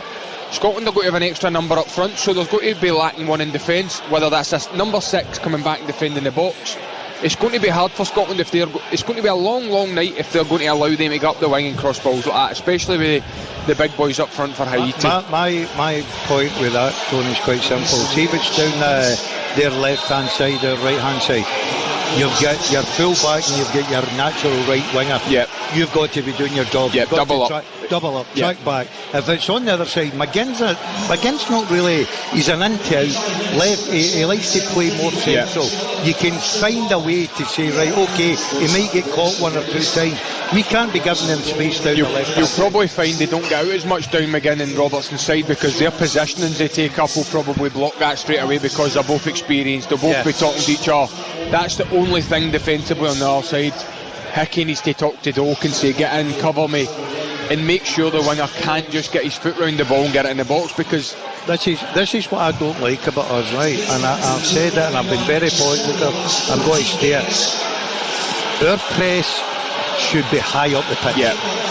They're knocking it about at the back, and we are now forced into long balls. This could be a good one. This long ball is not, because Scott McTominay has found Ben Gannon Doak, the man you want running on to long balls, and he's trying to dance his way past the Haiti defender into the box. It's Scott McTominay with a strike, and it is off the post, and Scotland were so close to opening the scoring in Boston. Brilliant, absolutely brilliant. Ben Doak, by the way. Down that right hand side, it causes fear. Oh no. So Haiti now have a chance to get forward. Scotland are now open because I don't know why Jack Henry was they put some men forward, and it's a cross with the outside of the boot, and it was Wilson Isidore who tried to flick a header on, couldn't make the contact. Why was Jack Henry so deep there? Yeah, no, but Grant Hanley should never go and try and win this ball. It's great play with Doak. He gets a wee bit locked, comes inside. McTominay, what a strike! He's hit that with the inside of his foot. He knows what he's doing. Goalkeeper's beat, all hands down. And it's just unfortunate for Scotland to come off the post. It's a great move from Scotland because it was direct, it was quick. They didn't give the opposition time to get organised. That's just what we need. It shows that willingness that you talked about earlier on, Tony, about Scott McTominay getting forward. It was his long ball to Ben Doak, and then he's the one that pops up at the edge of the box. He's our superstar. When you go back to the campaigns, maybe Ireland had Robbie Keane, Wales had Gareth Bale, the smaller nation, Kyle Lafferty and Steve Davis at Northern Ireland, who carried them to Euros. He's our guy that people look we drew for 15 minutes, as Andrew's pointed out, for an hour and a half of the show tonight. One thing about Scott McTominay that I'll say though, and it might sound a bit stupid, but see, even just his stature on the pitch, he's such a big guy that sometimes when he's paired up against, midfield rivals for other countries, he almost looks like men playing against boys. And he's got titles behind him now as well. He's went to Naples, which is a place where you fit in or you don't stay, do you know what I mean? And he's there, he's a hero there, and the Italians love him, and he's definitely helped the national team. It's refreshing to see a player of his quality do so well. Well, that is a foul, and Lewis Ferguson has been caught late. He tried to clear the ball, and the Haitian player has just sort of steamed in, caught him late. Lewis Ferguson is down and injured. We're just going to see this again. I mean, there's not a whole much in it, but it is a foul. I don't think the guy does anything wrong. We're seeing this chance again. I mean, Scott McTominay shot. The keeper's almost down. He has absolutely no chance of hitting the target. He keeps it round the defender. He does well. He does everything right. He gets his head over the ball, keeps it low, gets a good contact, and he's unfortunate. Well, Scotland are the width of a post away from being ahead in the World Cup against Haiti. The clock is ticking. It is closing in on the 20-minute mark in this game, and Scotland have come the closest. Scott McTominay a few moments ago hitting the post, and Haiti went up the other end, tried to create an opportunity of their own. It has been end-to-end at times. It's maybe been more that Scotland started well, had a spell of dominance. Haiti have come into the game since, and we'll see what the next spell in this game is going to be. What Daz said is, see when Scotland are pressing, they're in their own half in a block. Look where Haiti are. They're right up at their throats. They look a lot more positive off the ball than Scotland so far. Yeah, what they're doing is they're making the goalkeeper kick it. Yeah. And hoping to pick up, but that's a great ball. That's fantastic from John McGinn to take the ball down with his back to goal in the centre circle, and he plays it forward. It's Lawrence Shanklin that then tries to just bounce the ball off to Andy Robertson, who was making the run, but he got it all wrong, and it went through to the goalkeeper. What we'll say is, we highlighted it at the top of the show. The two centre forwards are banging form at scoring goals. Shanklin loves to come off and play that number 10 role sometimes. He's very good at it. We've seen nothing of the two centre forwards. No, that's not like him either. Yeah, that's twice. In 20 minutes we've seen nothing of the two centre forwards. See this here. I would love to see. We've got two centre forwards. The minute this ball goes here, I think Shanklin should go there. Yes, I agree. And everybody just tuck in behind and make them kick. That's too easy for me. It allows them to go up the park and take control of the game.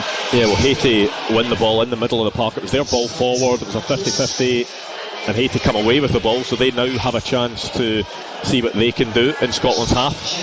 But we'll have to be patient, because Scotland just keep it in their shape and try to frustrate. That's what we spoke about, Andrew. I know we're on the radio, but everybody's watching at home.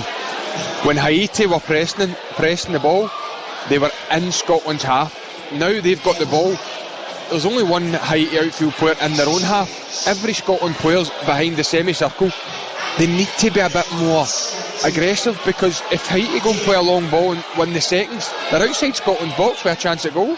What's the game plan there from Steve Clarke? Is it him having watched Haiti and think that they're not great from playing out of the back, and it's trying to give defenders time in the ball so that they make the mistakes themselves? Is that what he's kind of banking on? I think it's, as you'll be able to, I don't know, I think it's naturally I've got a funny feeling he's taking the heat and everything into it, and he's saying, look, conserving a bit of energy. If they've got the ball at the back, drop off, get your breather, get yourselves okay, as long as you're organised. But as I say, and I know it's different, and I keep having back. Here's Lycicius with the cross that goes thankfully into the arms of Angus Gunn. Wilson Isidore, the Sunderland striker, is claiming for a penalty in the middle of the box. He felt he was pushed. I think, Daz, you're right. I think Steve Clarke will say conserve your energy, sit back, but it looks like we've took it too literal. You can get in a block and sit and just shuffle and stay up, but it looks as if they're going, right, let's retreat, and it's as if Scotland have already scored and they're going, right, we need to protect the lead or something. I don't understand why they're so low. Yeah, there was nothing in that challenge in the centre of the box where Wilson Isidore went down, was trying to claim for a penalty. I actually was worried there for a second because there was a wee graphic that came up in the bottom corner and the referee had stopped the game, and I thought surely this isn't going to a VAR check. However, it's a hydration break, one of the things that we are going to have to get through and get used to across this tournament. I think this is good for us because I think it gives the coaching staff a bit of time to say, look, hold on a minute, we've went 22.5 minutes here. I thought we started the game well, but I think we've now let them dictate the pace. Yeah, you'd be the happier. Haiti will be the happier side, especially if you take the first 5 minutes away. The last kind of 15-20 minutes, they've been the aggressor, off the ball and on the ball. And I think the worry is, if Scotland sit back, I keep repeating it, if Scotland sit back and they just put a hopeful ball up and win second balls, they're getting a shot away, or they're at least getting a crossing. Need to hope. I mean, the hydration breaks aren't long, but Steve Clark and his staff will be out there, and it's just about getting that concise, correct information over to the players about what's been good so far, what's maybe not gone well so far, what you can change and tweak to try and get Scotland ahead in this match. Good so far for me is when we're able to get Gannon Doak on the ball, because a couple of times he's made things happen, and McTominay obviously backing him up. I think we need to get a little bit more width and a bit higher up the pitch, whether it's coming from McGinn and Robertson the left hand side, because we know that McTominay is a threat, right? You put balls in there, defenders hate that because you say about the stature, the runs, the ability. We've seen him doing overhead kicks, we've seen him heading balls in, we've seen him side footing there unlucky. You've got two proven goal scorers in the box, but to score goals, and I said it before the game was kicked, as a centre forward you rely on service. Shankland and Adams is basically not touched the ball. We've not seen him, and it's as if they've just stopped trying to build and stopped trying to be patient. And I hate all these that want to play total football and pass for passing's sake, but sometimes you need to just get your foot back in the ball and control the game and regain control, and Scotland need to do that, whether it's Shankland come short and get the ball and just get, you know what it's like, that see when you play as a striker, especially in a two, sometimes at the start of the game you just want to pass to your team, your other strike partner, just to think, oh, we're in a connection here, or get a touch of the ball so you feel like, oh, I'm in the game here. I would just like one of them to get the ball and just get a feel for it, get it back to somebody, even if it's a wee bounce pass back or round to his partner, just get a connection so the defenders even feel that they're sucking up against them. And I don't feel that we've done that yet. I don't feel like their defenders feel like, oh, we're playing against something here. And I think Scotland need to do that before it gets too close to half time. If I'm a Haiti, I'm the happier manager here. Let's not be kidding, I'm the happier manager here. I'm looking and thinking, oh, hold on a minute, I thought Scotland would be right down our throats, I thought they'd be at us, I thought we'd be under severe pressure. Well, I've had to defend one shot at McTominay off the post. I'd like to see Scotland, and I keep going back to it, we're okay sitting in Glasgow. The heat over there is incredible for these players. You've got to take that into consideration. But you've got to move the ball quicker and steady. 2-3 touches, one touch movement, and it opens up space for you, and you know what I mean, it moves the opposition out of places that you can go and hurt them in. We talk about the Americanisation of this World Cup. I wonder if you just kind of treat it as quarters in a game rather than halves, because you saw how Scotland started that first quarter, if you like. It's about trying to repeat that now that there's been that break. It's about the reset, getting the players into that mentality that they need to get in the ball, they need to get the ball forward quickly, and it looks as if that maybe has worked, because Scotland are back on the ball and they're back having that urgency that they had in the opening minutes of the game. Haiti, you're not happy with that, especially seeing a warm climate like that. I don't mind the 4 quarters, I don't mind the water break, but Haiti will be raging because they were well on top, and now Scotland look like they've got control now. The problem is the counter-attack. I think by the end of the night, guys, you've got to start calling this soccer. You're right into this American way of football. Good That's defending by Grant Hanley. He is just very strong there, Grant Hanley, and Wilson Isidore is the opposite of that when he's going for the ball. I'd like to see him referees. I like referees. See in our normal game, referees go and give free kicks for that or whatever. Yeah. You know what I mean? I think the referees have, so far, and my fingers crossed, I think they've been excellent in the games I've watched. Yeah, I agree. Agreed. with Scotland back in possession, and it comes out to Andy Robertson, who of course is wearing the captain's armband. Back to Jack Hendry, and it's going to go all the way across the back line. Grant Hanley thinks about going long, and he will find Che Adams, or he should, and Che Adams does really well to take that down over his shoulder. And Scotland now up the park, and it's Ben Gannon-Doak squaring up his man. He gets by him, there's a chance Scotland have hit the post again. John McGinn this time, and he's in the back of the net. John McGinn has opened the scoring for Scotland, and Scotland are winning this World Cup game. Incredible! Absolutely brilliant. That comes from Grant Hanley. He decides, I'm playing the long ball. He plays the long ball, we get a break. It comes to McGinn, and McGinn gets it. By the way, watch the goal back. Che Adams comes short to go long, makes Grant Hanley make that pass. Great pass for Grant Hanley, and he just opens him up. Like we said, the strikers need to do something to get involved, and that was unbelievable movement. Look at that. Look at the movement. Oh, he's on. He looks onside. It's a brilliant ball. It's a brilliant, but listen, we were crying out for it. It was too slow a build-up. Brilliant build-up play, good support play. Gannon-Doak again, what a ball in. Adams is unlucky. Listen, we got a break. We got a break, but we will take a break all day long. Brilliant. McGinn gets a break here. I tell you what, he gets a couple of breaks because it takes two deflections. I'm giving it to John McGinn. That's a John McGinn goal. I don't care about dubious goals panels. I don't care whether the first deflection was taken off target. That for me is a John McGinn goal, and it is a John McGinn goal at the World Cup to give Scotland the lead against Haiti. Andrew, it's a goal we needed, because I'm telling you right now, there will be a lot of people sitting thinking, oh, here we go against Scotland. This is what we do every time with the build-up. We needed a goal, and I'll tell you something. Grant Hanley comes in for a lot of criticism. We needed someone with a bit of experience to say, this isn't working, this tappy-tappy. Adams, brilliant, great movement as a striker, as you said, Tony. And then all from there, we put them under pressure. They weren't expecting that ball. And did we get a bit of luck? We deserve a bit of luck. Yeah. Usually it's the luck that kills us, isn't it? Usually it's against us. So good, first game. That's what Scotland needed to do now. Scotland need to take full control of this game. And now, the great thing about this now is they have to, somewhere along the line, start coming out a little bit. Right? Yeah. They're very good. Listen, I'm going to give them credit. I think they look very well organised. Right? There's no doubt about that. But I'll tell you, that is the goal. And plus the fact it tells the players, it sells the manager, it sells the people in the stadium, it sells the people in Scotland, it sells us. Yeah. So all we have to do now, we're in control of this game now. But I love that play with Hanley. I was crying out for it, because I'm fed up hearing people saying, oh, you can't play long football, it's dinosaur stuff. Well, I'm sorry, yeah, you can, because we played it was a great run, and all of a sudden the World Cup we're 1-0 up. Yeah, great ball for Grant Hanley, great run for Che Adams, and then Ben Doak does what Ben Doak does. Brilliant.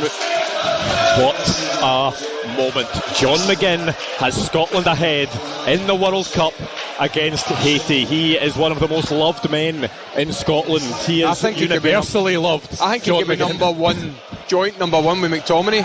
He just never let Scotland down, McGinn, does he? That's the biggest compliment you could pay him. I don't even mean footballers in Scotland, I mean just humans in Scotland, and here is a chance. It was a Ben Gannon-Doak cross, it was a Lawrence Shankland header. I think everybody loves the two of them. Look, Tony, look how different that goal gives us. All of a sudden everybody's saying, give me the ball, movement, work, everything about it, going quickly, Gannon-Doak down there. I love that. I love the way this boy plays. He's a natural old-fashioned wonder that I grew up with. A guy that just goes, I'm hitting it by you, and then I'm going to put the ball in the box, and it's up to centre forwards to go and do what they want to do. He must do about 10k high speed every game. He's absolutely electric. And he is the type of player that Scotland haven't had in a long time. That electric pace, someone that could just put the fear into defenders, and when he's on it, the problems he can cause are incredible, and we've seen it. We saw it against Bolivia. and he's on form today, and he's still so young, Tony. He's only 20 years old, Ben Gannon. And by the way, that's for a full season and not starting a game. I'd like to see him go out, play a couple of games from now until the next big tournament, and just see exactly where you can go, because you don't want his development to stop, you don't want it to stunt. And I think that he's probably the most kind of electric talent we've produced in a few years. Well, I'll tell you what, we love the goal, but I've got to say I love two things about it. I love Hanley's getting it quickly, and Shea Adams' run is a striker's dream. It's absolutely sensational. Brilliant His run. timing of it, you see the graphic there. He has timed that to perfection. He's dragged them in like you do, Daz. You get taught straight away when you're young, and people forget it and they think it's easy. You get taught to bring a defender short to then run in behind, and he done it so well. And by the way, he's another one that's never let Scotland down. He's probably not got the credit that he deserves.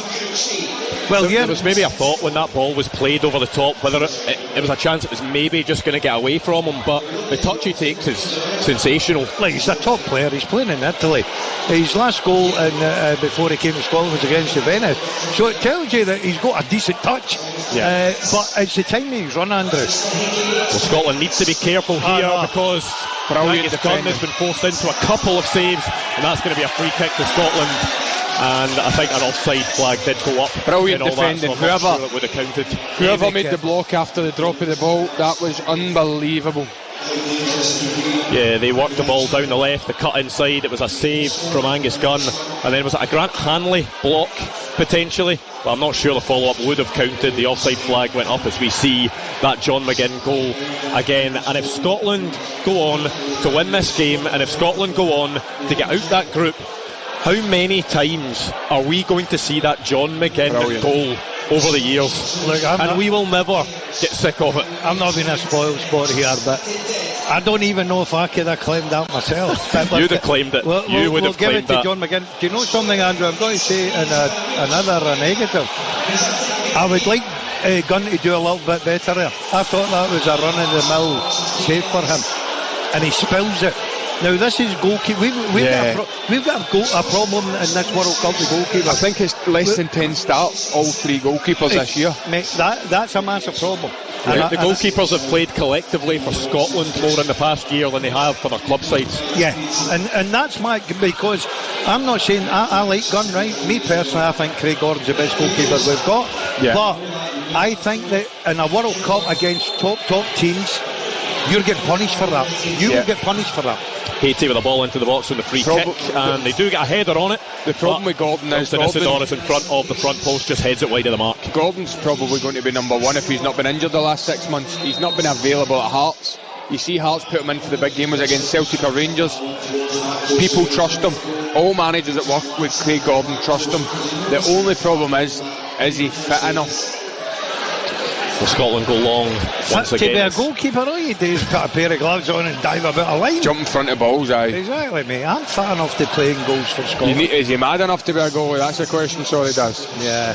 I'll tell you what. I'd love that cushion here. Just another wee goal which would give us such a brilliant lift. It would. The difference it would make if Scotland could get that before half time too would be massive, just in terms of how the second half could play out and just how the players are feeling going into that, because even since the goal there have been those flashes that Haiti can get forward, that they can cause Scotland problems. Look, this team's no mugs. I know that obviously you mention the name, you think, I don't associate them with football. Remember, this is a team that Gab's quite rightly said, their manager hasn't ever managed their country, never been in their country. They qualified outside their country, so they've got a bit about them, Andrew. They've got a bit of character. Let's not be kidding. Modern day football now is very difficult. Some of them will play with decent clubs, but I think that you could just take the sting out of them. See, you get a second goal. We've been in games, Tony, when you're playing your underdogs. The minute you lose that second goal, the heart gives out you. Yeah.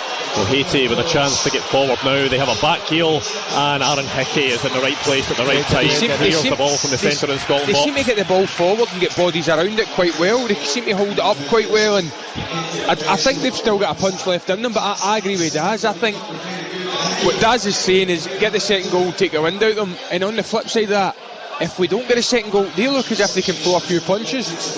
That's a worry for me. You just want to put them to bed as soon as possible and maybe try and get another goal before half time. I'll get back to it, Tony. I watched the game before I come out, and I'm telling you, Switzerland are absolutely battered Qatar. Well, the feed has gone down and we can't see the game. This is going to be a problem. Do you want me a wee sing song going here? Oh, flower of Scotland. Since we can't see the game because something has happened with the stream. There we go. We've got it back. I was gonna just give a shout out to.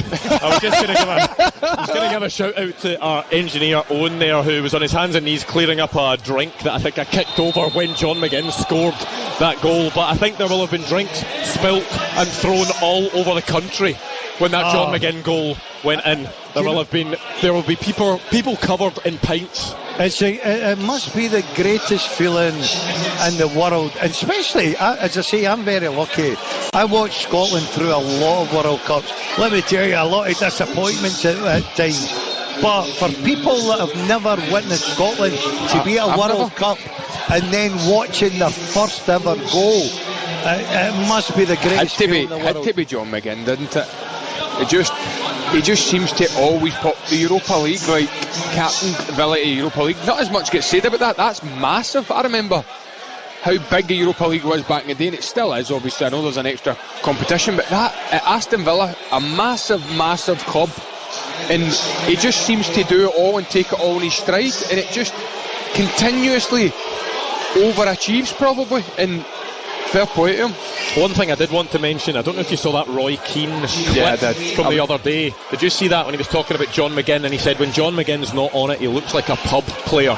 Well, Roy Keane, yes, that pub player has just scored for Scotland in a World Cup. Yeah, you can take that any way you want. By the way, Roy Keane, that's what he's out there to do, and he was a magnificent footballer, Roy Keane. I don't think he was. Look, I think he was asked the question. I think part of it is that John McGinn is a very unorthodox player. There aren't many players like John McGinn as Scotland get the ball into the box, but there aren't many players like John McGinn in world football. John McGinn isn't like Bernardo Silva, where he gets the ball and he looks like he's cruising, and John McGinn's hard work, grit, getting in the right places, turning people, using his body to get into people, using his backside. Yes, I didn't want to use the A word, but using his backside. And do you know what he does? He does it at a very, very top class level, and Scotland are lucky to have him. But what Roy Keane's maybe saying is he's not the most fluent player, he's more nitty gritty, but that's took him to win the Europa League. When I was in form, I was a pub player. There we go. Got some fans of Gordon Dalziel that are wanting a photo while this is going on. I can't believe that Scotland are playing in a World Cup and there are people that think that Gordon Dalziel is the main attraction in this bar. There should have been statues of this man around Glasgow Town Centre. Well, to be fair, I'm looking at that clock. I've never been out in Glasgow at this time for a long, long while, but I'll tell you what, I've never had so much enjoyment at 2:45 for a long, long time. I think the less said about that, the better. Don't go on and ball. I wouldn't go and explain what you're talking about there, Daz, or else we'll maybe get a few people phoning into Ofcom. So 41 minutes on the clock. Remember, there will be injury time because of those hydration breaks, so it's not as simple as us having 4 minutes to go in the half. But the most important thing in that score bug in the top left corner isn't the time, it's the fact that Scotland have a 1-0 lead over Haiti. I think that Steve Clarke will look at this and think, right, we've got a little mixed bag here, we've got some good positives. You know, we're winning 1-0, we've got a clean sheet. There's a couple of times when I think it's a bit uncomfortable the way we're giving them so much space and letting them come into the game. They controlled the game for about 5-10 minutes at one period. I'd like to see Shanklin getting more involved. I'd like to see us moving the ball a little bit quicker. I keep getting back to it. Look, there's nothing up with occasionally playing a long ball. We played a long ball and we've got the goal from it. I'm not saying do it every time, bring on Lyndon Dykes and just hit balls up there, but sometimes you've got to say, I'm going to mix up a little bit. Fire into maybe Shanklin's chest and just get Shea Adams round the face. Yeah, there's different. I agree with you. I don't think Scotland have controlled this game, but look, they're 1-0 up. I think the problem we now have is don't let Haiti back into it. That's the one thing. Go and get the second goal. Yeah, Scotland now have 57% possession. That was a very high number early on in the game. It's faded as the game has gone on. Haiti have tried to make their mark in this match, but it is John McGinn that has made the biggest That's a great ball, in this match so far. As Scotland go forward towards Ben Doak, that is the out ball. That's what Scotland need to keep on doing, is get that ball forward to Ben Doak. He is the man who's going to keep on causing Haiti problems. I seen McGinn getting the ball there, and there was only one thought on his mind. I am playing this white right. I'm playing it white right because I'm giving it to the young man. Go on, give us a bit of energy, take us up the pitch. See, even if he doesn't create anything, he might get a throw in, he might get a free kick. It's roasting over there. He might just give us that wee bit of breathing space, everybody up the pitch, and then we can go and take our throw and take whatever we have to do.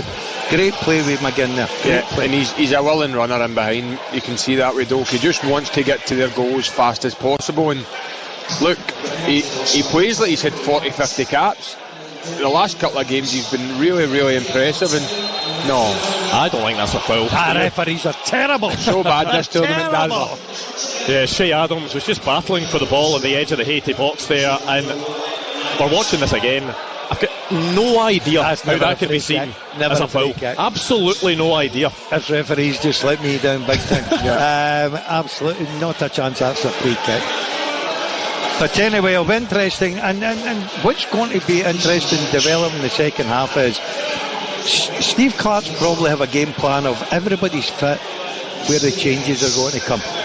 Who's got to come on? Who's got to be the difference?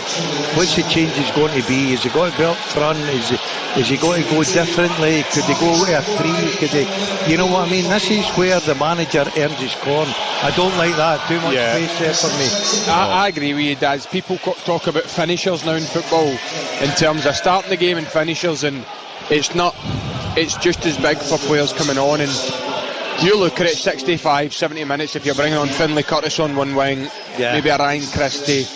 Scotland have got options to go and get quality in the final third, and that's a thing they've probably lacked over the years, to be able to change it so fluidly and still bring on top class players. And you'll know better than Andy, because you were used as a sub at Thistle, and the impact that you I'm only kidding, I couldn't help myself. But you're right, Tony. People don't understand now that in the modern day. See players sometimes they say, right, okay, I'm disappointed to be left out, but I could be the guy that come on and be the hero here. Yeah, I was told, I know you're laughing and joking, I was told by Mark Wilson on the Monday morning. I know, I told him to tell you. That you'll play Tuesday and you'll come on the game in the Friday, and we'll have you fresh, whatever, and it'll be like this in the group stages. That's going to be 3 big games. There's no way you're going to have the same starting 11 3 games. Football's just not like that anymore, Daz. It used to be maybe, but now Scotland have got 26 options they can use, and I think that's going to be big over the next 3 games.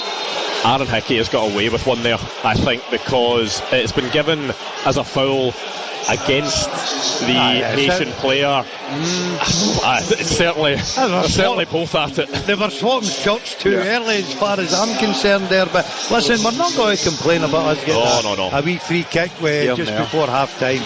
Once again, you think about it, last 3 games, 2.5 games hopefully get in clean sheet.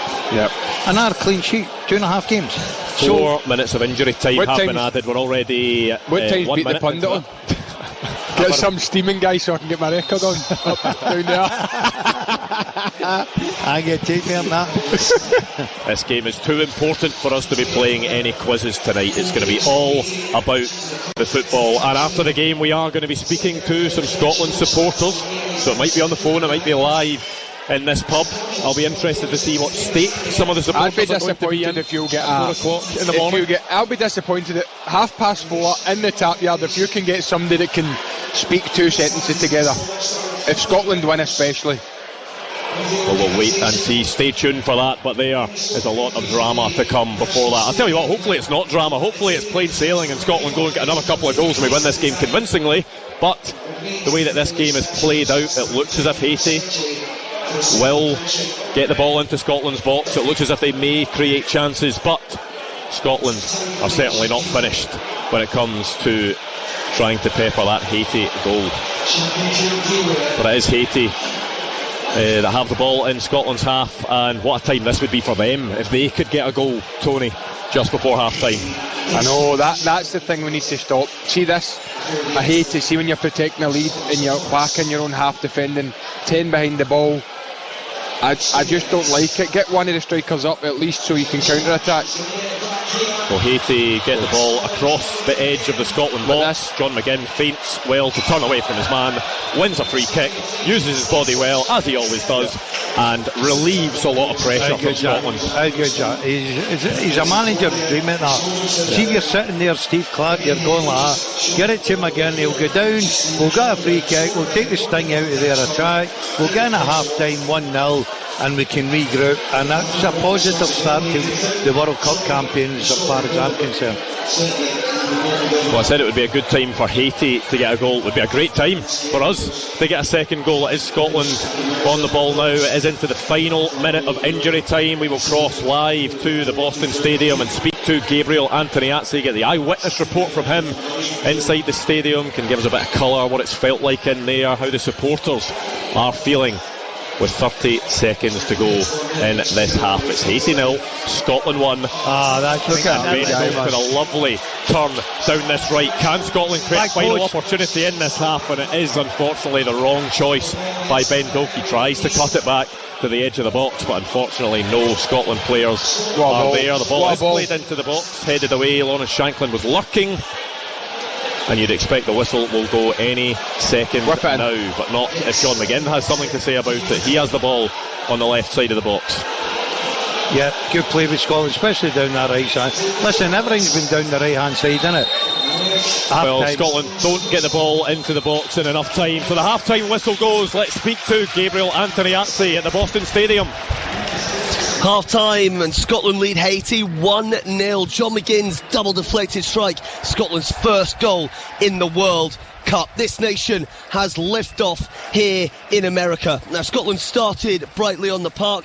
Scott McTominay heading over, and there was some nice interplay up top. McTominay then rattled the post after a ball cut back from Ben Gannon-Doak on the right. But Haiti looked dangerous on the break, Andrew, and they grew into the game. They were certainly on top for 5 minutes or so. Nothing was sticking for Scotland. They were leaving gaps in the midfield as well.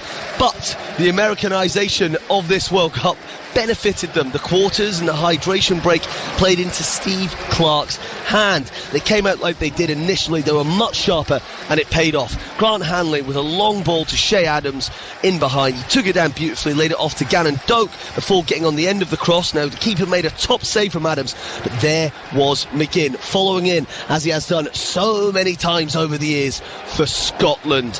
2 deflections, the net rippled, the stadium roared. Haiti have looked dangerous, as I said. Angus Gunn spilled a shot and looked set to concede, but he made amends there. The bright spell just in stoppage time before the whistle there, Andrew. Ben Gannon-Doak is the outball down the right. He is Scotland's most dangerous player, no doubt about it. The game is still in the balance. Scotland not necessarily controlling the match, and they'll want to play much better, like they know they can, but they are in command here, and it is going to plan in Boston. As it stands, Scotland will top their World Cup group tonight. At the break, Scotland 1, Haiti 0. Scotland are halfway to a World Cup victory. The second half is coming up next. Scotland versus Haiti. 0141 951 1025.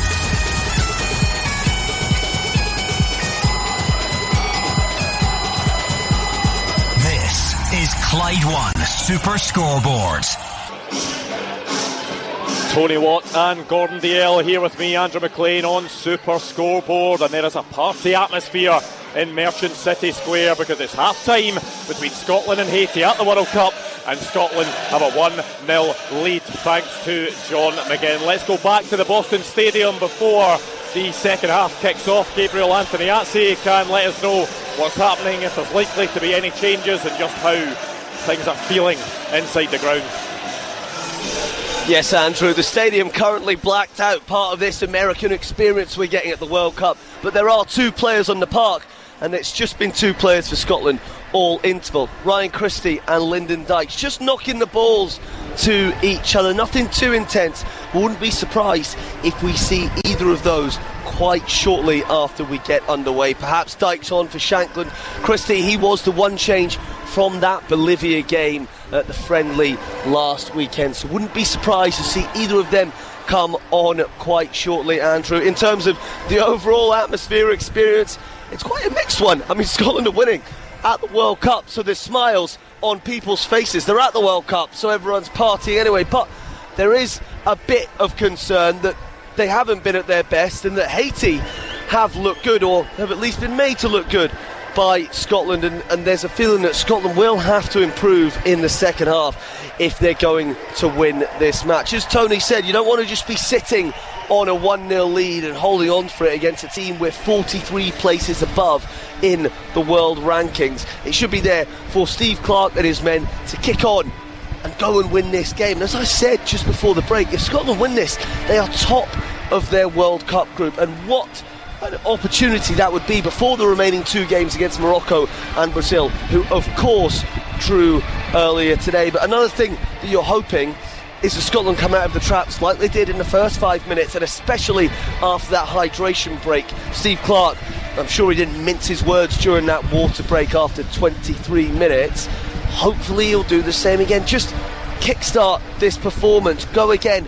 Can we get the ball into Ben Gannon-Doak? Surely that's what he'll be saying, because he has been the outball for Scotland, Andrew, down that right-hand side. A few players perhaps look a little sluggish. It is, nearly 10 p.m. local time, but it is still very, very warm and very humid as well. The other substitutes just walking on to the park now. Dykes and Christie still on there, just knocking the ball about, but the substitutes have come out of the dressing room and they're walking to the dugout on the far side. Haiti's substitutes doing the same, and the teams will be out in a few moments. Andrew, I'll just quickly run through the Scotland 11 as well. Still not sure if there are going to be any substitutes, but it doesn't look like it. The Scotland lined up in the first half with Gunn in goal, Hickey, Hendry, Hanley and Robertson as the back 4. The midfield for McGinn, McTominay, Ferguson, Gannon-Doak and Adams and Shankland up top. We're just about to get back underway here at the Boston Stadium, Andrew. We can see fans on the big screen all doing John McGinn's celebration with their hands over their eyes, upside down, whatever that is meant to be. McGinn the man. A double deflected strike, giving Scotland the lead, the all-important goal. Can they hang on? That's the question out here in Foxborough in the American heat. The Haitian team are just walking out of the tunnel now. The referees are back on the park as well, but Scotland still in there. Perhaps Steve Clarke keeping them for an extra word or two. But here's Andy Robertson now, Andrew, leading the team out. Scott McTominay just behind him with Grant Hanley as well. Just make sure we are going to see the same players come out.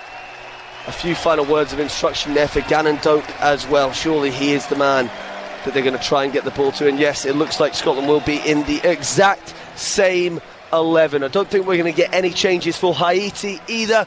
So as it stands, Scotland 1, Haiti 0. The second half here at Foxborough in America about to get underway.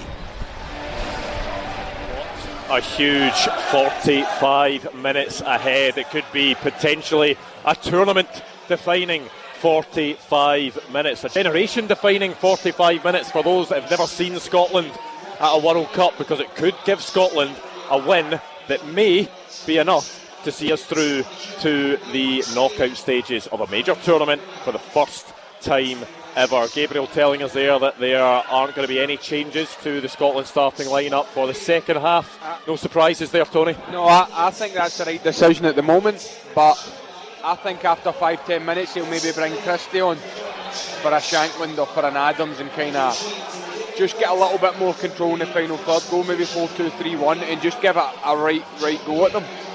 I do wonder, the fact that Gabriel was telling us that the two players that were out warming up first before anyone else were Lyndon Dykes and Ryan Christie.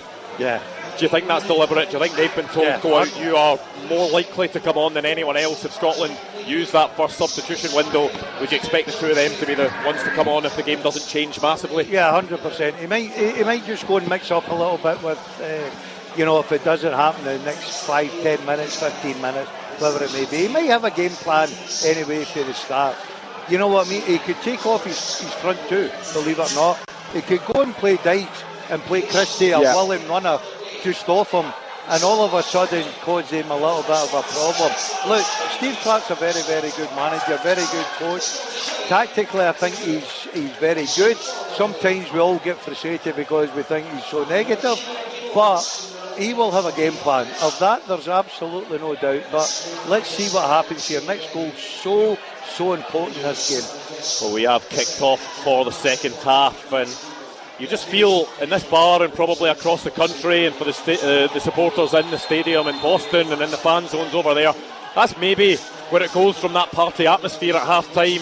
As soon as that whistle goes for the second half, it goes back to nerves. Yeah. It's back to game face on. Scotland have a job to do here. Yeah, I think it's first 15 minutes, it's that give every single thing you have and get the substitutes on after that. Scotland, these guys aren't going to finish 90 minutes in this heat. The first game over there competitively, in that heat, in that humidity, go and give it your all for the next 10-15 minutes and change your formation, change your I don't know, whatever he needs to do, but make sure that Scotland are fresh for the 90 minutes. I've got to say, the only fear I've got from them is their best chance for me is maybe a set play, a worldy goal, or us making a mistake. I've not looked at them and thought, right, they've carved us open.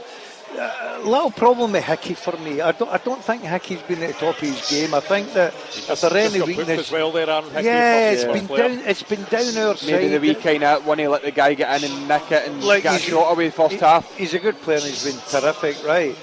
He's had his injury problems, of course he has, but I would like to see us move the ball a little bit quicker. This game's got to, the longer it goes at 1-0, it's got to open up. Here we go. This is the sort of ball, as much as that's great defending. That's what I like to see. Or just a nice 1-2, quickly get the ball moving, get in the final third and try and put a bit of pressure on them. Yeah, it was certainly a good idea to try and get Ben Gannon-Doak down that side, that 1-2, but the Haitian defender managed to keep pace with Ben Gannon-Doak. They doubled up on him, He actually get by his mark on the centre half, swept up well, and look, they need to do that 2 or 3 more times in the next 10 minutes and just test them. Let them know that we want to get in behind, like the goal, whether it's from the final third, the middle third, or whether it's from a Grant Hanley long ball like the goal. Seeing you're going with that, then you've got to flip how the opposition are thinking, right? If I'm the manager there and I'm playing against Scotland, I'm thinking, right, let's make sure the supply to Gannon-Doak, we cut that off. Yeah. Because in 40 plus minutes, Andy Robertson has put one ball in the box. Yeah. We've played down the right hand side. Yeah. So if you're opposition, you're saying, right, cut off the supply to the right hand side where the danger man is and see if we can get in it. Yeah. So if that's the case, we've then got to be more clever than get down the left hand side. Get John McGinn inside, get Andy Robertson around him. Like they kind of done after the first. Is that the ball where John McGinn back heels it to Andy Robertson? Yeah. A wee bit of play. Yeah. Scotland can do it all over the park. I know Ben Doak's probably our most electric and the best on the eye, but they can do it everywhere. Look there, you've just done it. McGinn's came in, played the ball. Robertson's high on the back line. Now you look at that, right? The minute Gannon-Doak got the ball, 3 players of the opposition were attracted over there.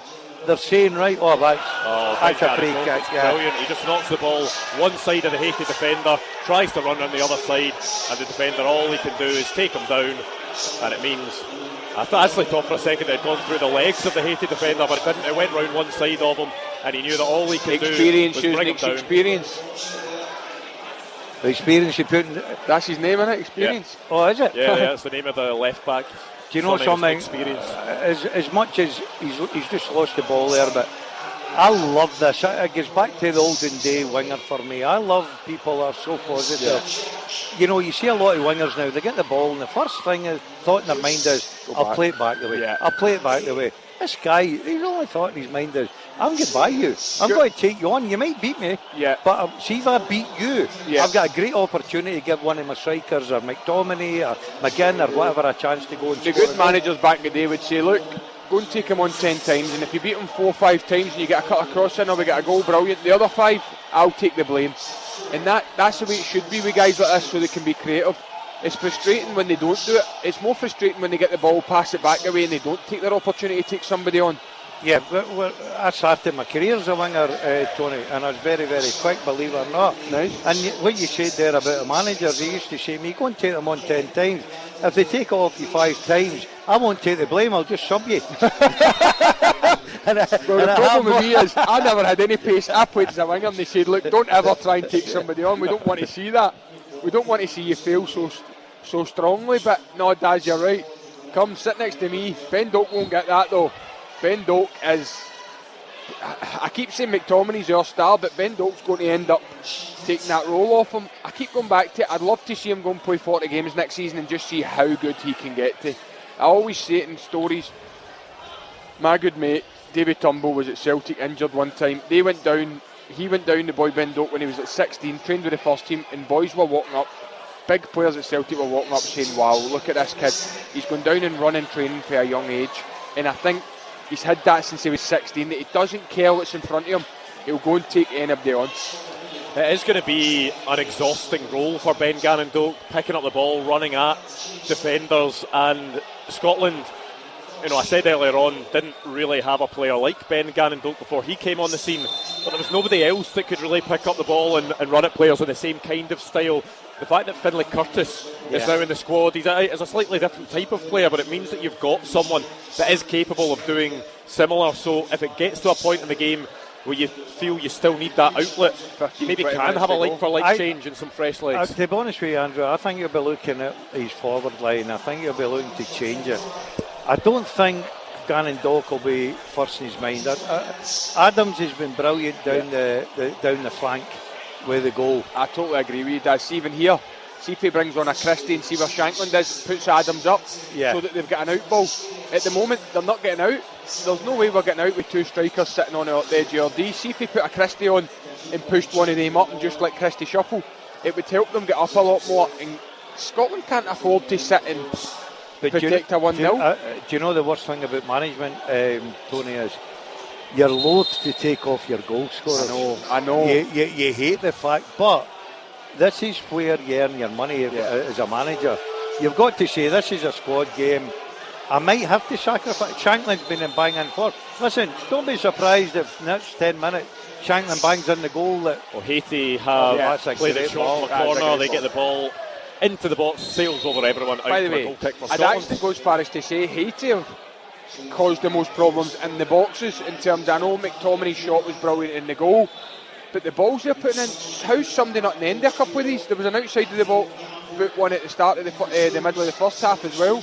Oh, it's a good whip on by Shea Adams, but surely Lawrence Shankland is offside, and flag does eventually go up.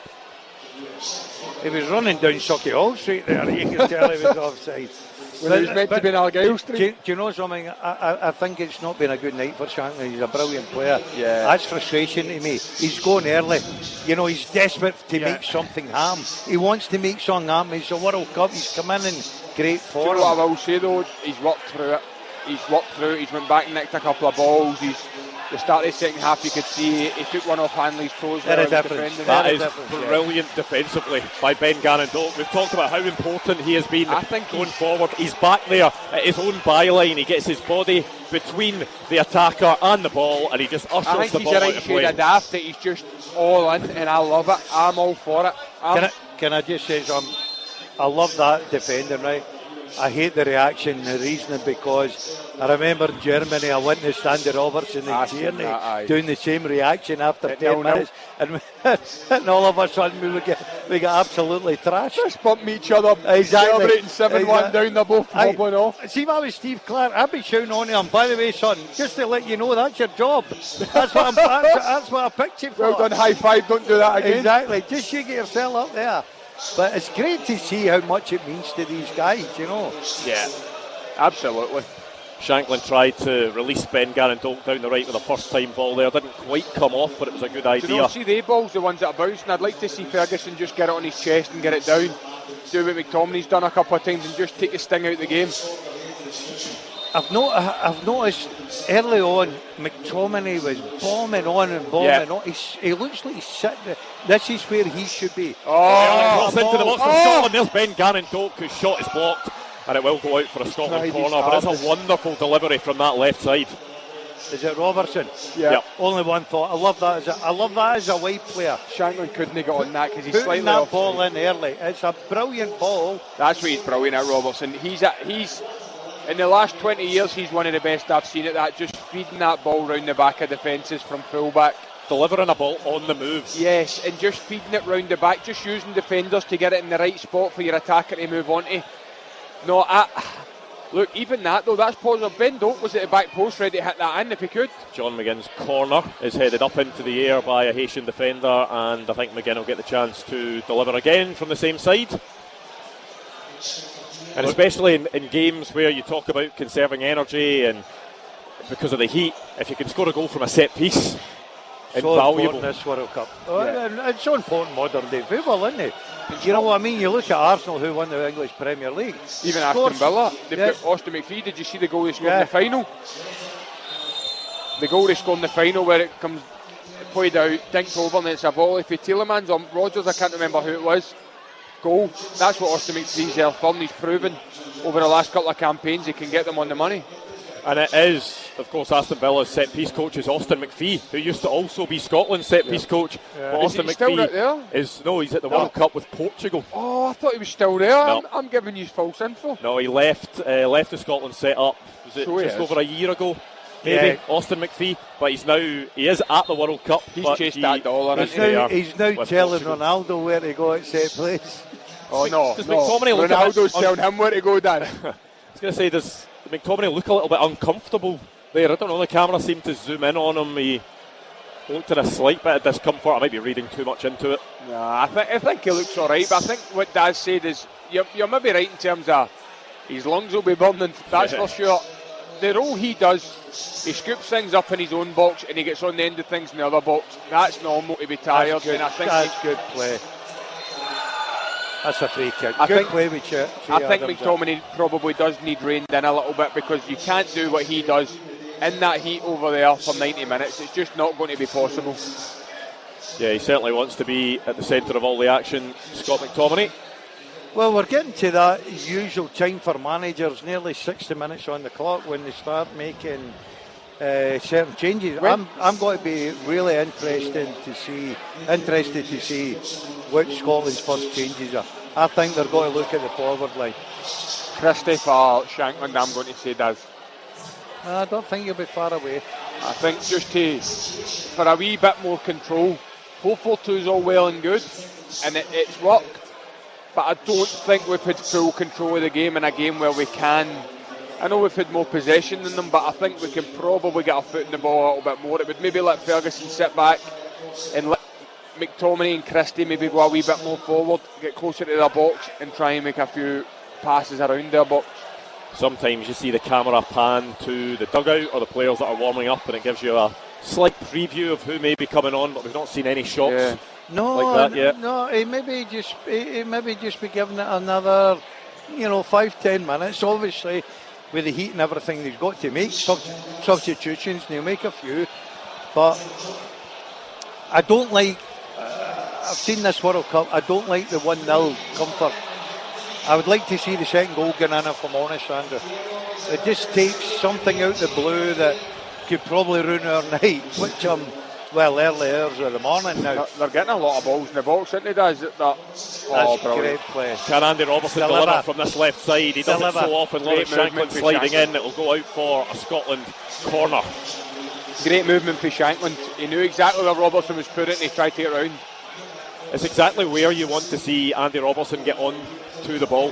By the way, exactly. And like you say, he puts a decent ball in again. And we're going back to the one 30 seconds before. Haiti put another great ball in. The boy tries to buy a foul, but see if he just stands up and attacks the ball, he's got a chance to head that in the goal. Yeah, it was a deep in-swinging cross that the Haiti defender, as you say, was kind of more bothered about going down rather than attacking the ball, and it sort of gratefully bounced into the hands of Angus Gunn in the Scotland goal, but the ball is up the other end. It's going to be a Lewis Ferguson corner. The likes of McTominay, Adams are in the box, Grant Hanley Jack Hendry are in there too. The ball is whipped in. It's Shea Adams. It's challenging for it, but Haiti managed to get it clear after winning the second ball. Is there a bit of promise for them as they cross the halfway line? Yeah, it will be a free kick. I'm a bit surprised that our corner kicks at this level just seem they're just getting floated to the back post. Basic balls in the box and hope that somebody can out-jump somebody. I think and you talk about the modern day game, I think you've got to be looking at shifting, whether it be short corner, maybe front post corner. We've seen a goal was it tonight? I'm trying to think. Just short ball into the front post, header on, second last runner. Last night maybe was it Kolasnic's team, Bosnia. The wee flick on then the header. Yeah, and but we seem to just be the typical throw it in there and hope for the best. Yeah, I don't mind even see the wee one, lay it off, take a touch, lay it back and get a change of angle and just mix it up. But it looks as if Haiti can just defend it, stand, let Scotland, even if Scotland get first contact, they're not going to score for wherever they're heading the ball. Haiti with a ball towards the back post. In the box. Flashes across the face of goal and out for a Scotland throw-in. If I'm Steve Clark, I'm looking to make changes around.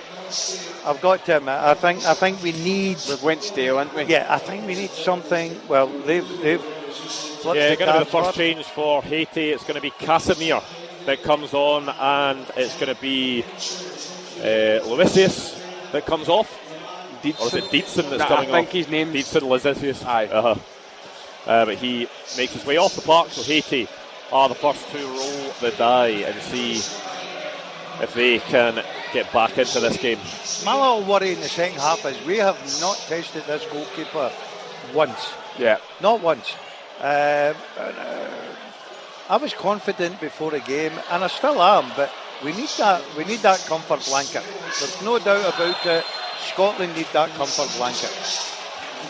Scotland have a free kick. What's this, about 35 yards from the Haiti goal? We saw Haiti with a free kick from this exact same position in the first half. It was a clipped ball, went over the top and went straight out of play. So hopefully Scotland can fare better from this position. These ones are always quite awkward, aren't they, Tony? Very central. Where do you put it? Do you pass out to the wing and then put it in? I don't think you can really clip it in from there. You need to try and create an angle. Yeah, I think you probably get your left back. You get Andy Robertson out in that left wing, pass it to him. Oh, it's Andy Robertson that's taking it and floating it into the box. See that? I think that's basic. I think that's at our level of football in the World Cup. I think that's basic. What's happened there? I really do. Jack Henry's giving away a free kick. I think that's basic. I think that's keep your fingers crossed and hit. Oh, because you had him. Yeah, I just think they, like I said there, change the angle and mix it up a little bit. I don't know, or even play short and let Ben Dolt run at him because he was on the right wing himself. Look, this comes with a disclaimer. We're discussing the game as if we were sitting on a couch. We're no Steve Clark. We can understand he's got to roll with dice or whatever. We're just giving our opinion. I get that, but you see things on the TV that you maybe don't see as a player. I get that, but there's a lot of stuff Scotland can do, and they're leaving a lot to be desired because they've not been at their electric best. We've seen the Bolivia game, and it's gave us hope that Scotland can go and dominate games. Well, could Haiti cause an issue down this right side, because it's a long ball that they managed to control, and they've now piled a couple of players into the box. Scotland having to defend this, and it's Lawrence Shanklin that's back doing the dirty work, and he's doing it very well. A free kick is given, and it is given away off Scotland. Do you know, I think that's brilliant work from Charlie Wright.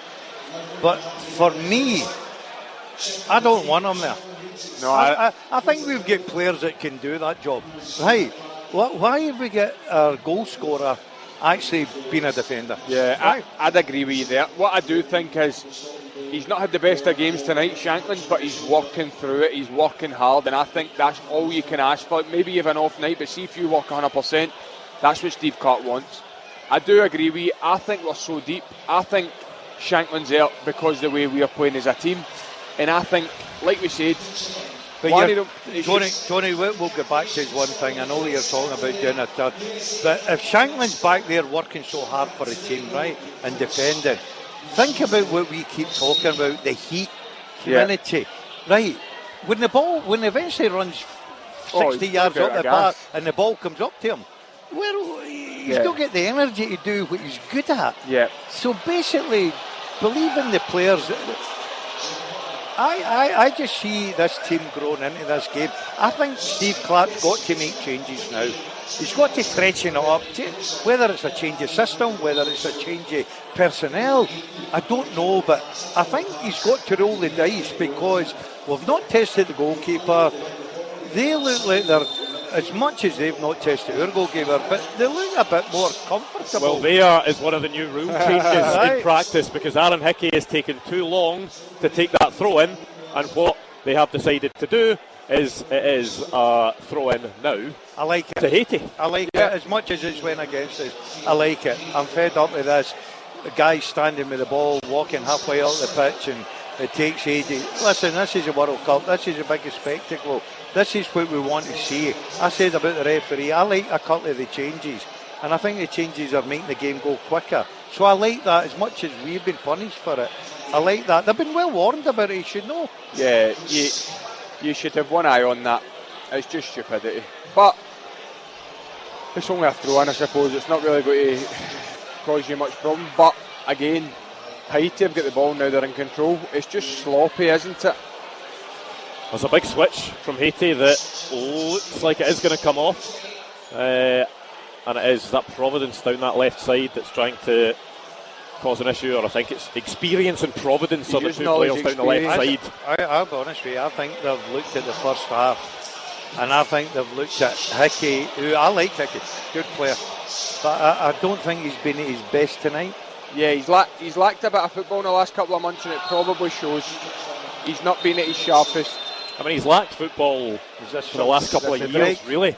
Aaron Hickey, and this is such a big game if you've not played many competitive matches. Yeah. To then come into a game like this, and you can have your warm-up games during the preparation for the World Cup, but nothing properly will prepare you for being thrown into a game like this. As well is the winger just keeps firing balls in for everywhere, deep crosses, and they're actually all right. That one there never came off, but they're switching balls and he's needing to sprint over, and the guy's just getting out his feet and putting it in, so it looks as if he's a yard off it. He's probably not, but the guy's getting a wee bit of joy. His striker's just not on the same page, but like you say, Daz, you'd be buzzing if your winger was putting balls in like that for deep in your 1v1 with a defender. Yeah, exactly, because you know they're coming in, plus the fact you can go and make your movement. If you run 5 times to the front, 5 times to the back, there's a good chance one of them's going to get on the end of your toe, and for some reason Haiti, whatever you want to say, I'm reading that and they're not on the same page, and for us it's good. We saw this hydration break in the first half actually worked in Scotland's favour because Haiti had their tails up, they looked like they were getting the ball forward a bit more, they were getting a bit more possession. The hydration break reset things, Scotland went back out, got on the front foot, managed to get a goal.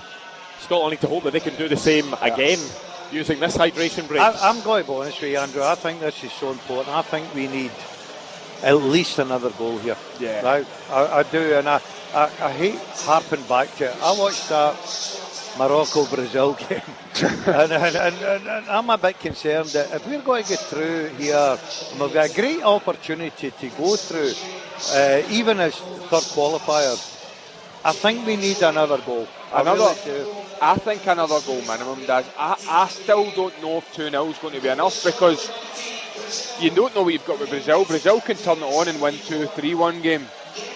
I do think we can draw with Morocco. I genuinely do, but again, Morocco are going to be relentless and they're going to try and win the group.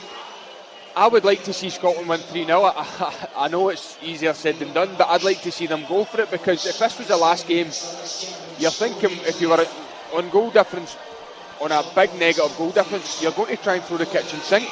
I think they need to go and try and get a few goals.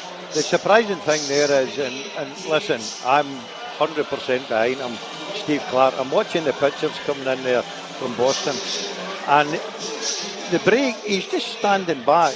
Yeah. And that for me shows the signs of a manager that is still very confident than what's happening. He believes in his message already. He gave his message. What's the point? Because the hydration breaks are quite long, and we saw how vocal he was in that first hydration break. Yeah. So there probably is a good chance that, you know, he's grouped the players in, they've had that discussion. You can actually see Steve Clark signalling that the two players to come back. We'll see who those two players are going to be, but he certainly signalled for two of the players warming up to come back. and he's going to make those changes. It Would is they into bring in the Hurst? 70th minute of the game. Would he? Stuart or Hurst? I think he'll bring Dykes on. He trusts Dykes. He's got the legs. And if Scotland are going to go direct at times, which we've seen Scotland do, Lyndon Dykes is a great outball for that. Someone that can hold the ball up. Probably someone take that can Ferguson and Shankland off, let's say, put McGinn in a bit more central and get Christie. Could you change the oak wings? Because he's not really been as... I'll be honest with you, I think he could take his front two off. Yeah, I really do. I don't think they've offered a lot. I think they need a bit of freshness. I think they've done a lot of work getting back the way, which takes it out you because you've the full length of the pitch to go. It's almost as if they don't know whether to be higher or lower. Free kick. They don't know whether to be higher or lower. That's the thing with them. Scotland. John McGinn was running onto it down the left side, and it's just a shove in the back. He goes down, falls onto the ball, and Scotland. It's as if the strikers can't really get their distances right. I don't know with the midfield. They don't know if they're too short or they don't know if they're too long, and it's just as if they can't. It might mix up. It might go one and one off, as you said. I'd love to see him bring on a Finlay Curtis and a Ryan Christie and just go 4-2-3-1. Christie in the 10, Curtis and Doak on the wings. And I'd probably go Ross Stewart, to be honest with you, as well. I like Ross Stewart. I see he's knocked back a contract at Southampton. I think there must be people in for Andy him. Robertson's ball goes into the Haiti box. There is Scott McTominay's gone down, and he seems pretty adamant that he was pushed. Jack Hendry is making his point to the referee. And we'll have a look on this replay, and Scott McTominay is being blocked by the Haiti defender. Is there enough in it for it to be a penalty? Probably not. Didn't he? That's not a penalty kick. Let's not be kidding. Well, play resumes, so there will be nothing in it. There hasn't really been anything VAR related when we talk about the end of the Scottish season and how much focus there was on it. Been very quiet when it comes to VAR in this referee's been excellent apart from a couple tonight. Did you see the offside one today? It actually makes you think about the technology in Scotland, because we've seen the technology. I've got to today. It looked offside and it was given onside, and it makes you think the technology in Scotland cannot be very accurate, because seeing the pictures, it looked 100% offside. Totally agree. Is it Lee Dixon? Arsenal, and he said, by the way, offside, didn't have another look at it, and he gave a goal, and he was like, well, I'd need to see that again. And it makes you think the referee's probably unprotected with that here, because we see stuff and it looks alright, it looks borderline. It's probably totally different cameras. I feel like you do see it in Scotland sometimes, though, that ones that you would call with the naked eye, that you say, oh, that one's off, and it ends up being on. Can Scotland do something? John McGinn! Just wide off the mark. He is screaming for, I don't know, is he screaming for a corner? Something. He feels it's taken a deflection. He had the chance on his good foot, shot across the goalkeeper. What a header that is, by the way. Who was that? I'll tell you what, I'm backing McGinn all day long to score that there. On his left foot, great position, the form that he's in. You're just waiting for the net to rustle and say 2-0. Haiti have the ball in the box with Providence. He curls one, and that was a dangerous moment because his shot was going wide, but Wilson Isidore was sliding in at the back post, and I think if his feet were a few sizes bigger, he might have got a toe on that. By the way, great movement for him as well. He's nearly got on the end there. Oh, it's nearly a handball. Almost hits the hand of Grant Hanley. He didn't really know anything about it, Grant Hanley. And his hand just moved out the way in time. I think John McGinn, was he after a penalty? He was taken out after he had the shot. You don't often see those given, do you? That once a player gets a shot away, that if they're taken out after that. It's a great opportunity, Andrew. I've got to say, I would fancy McGinn all day long on that side, left foot, got a bit of time. If he hits the target for me, he scores. He just claps the shot. Simple and straightforward as that. Their game plan is now coming in. They've actually said, stay in the game, we'll get to about 75 minutes and we'll try and grab something. Scotland need the second goal, I keep telling you. I agree with you, Daz. I think they look the most threatening. They've had the most box entries for me on the eye. That's number 22, Dykes, Christie and Patterson. must be taking Hickey off. I would take Hickey off. I think Hickey's but Ben Garandok has actually just gone down and he's made a signal that he needs to come off. That's no great. That is concerning because, to be fair, just play 2 right backs and 2 left backs against Morocco and Brazil will be alright. Hopefully that is just Ben Garandok saying he can play no longer part in this game maybe, rather than anything longer, but the substitutions are going to take place. So it's going to be Ryan Christie on for Ben Garandok, who looks relatively comfortable making his way off the park. Shea Adams is another that's going to come off for Lyndon Dykes, and the final change is Aaron Hickey off. He probably and wants it's going to be Nathan Patterson on. Shankland to hold the ball up. I don't mind that. And we did say that Aaron Hickey maybe looked as if, having not played a lot of football, it was going to be a big ask for him to play the full 90 minutes. Even Ben Doak as well. He struggled tonight. Ben Doak as well, getting 75 minutes into him will be good. Because you've got, what it's like. If you've not played a lot of football, it doesn't feel natural when you get the ball and he's sprinting constantly at people. That'll be a good 75 minutes in him in that heat. Same with Hickey. Was it Adams you said come on? Yeah, Adams, well, the clock is ticking. There's only 15 minutes to go of this game. I feel like the second half has gone quite quickly so far, but I feel like the longer that Scotland continue to have this 1-goal lead, that it'll look as if that clock is just going slower and slower and slower. Yeah, I really do think that the opportunity here tonight, we need to. I really do. I think we need another goal here. I think. Well, then there's the risk as well of, do you gamble to go for it and try and get a second goal and try and get a convincing victory, or potentially... We come in for so much criticism in the Euros because we were negative. I think this is a World Cup that you've got a great opportunity.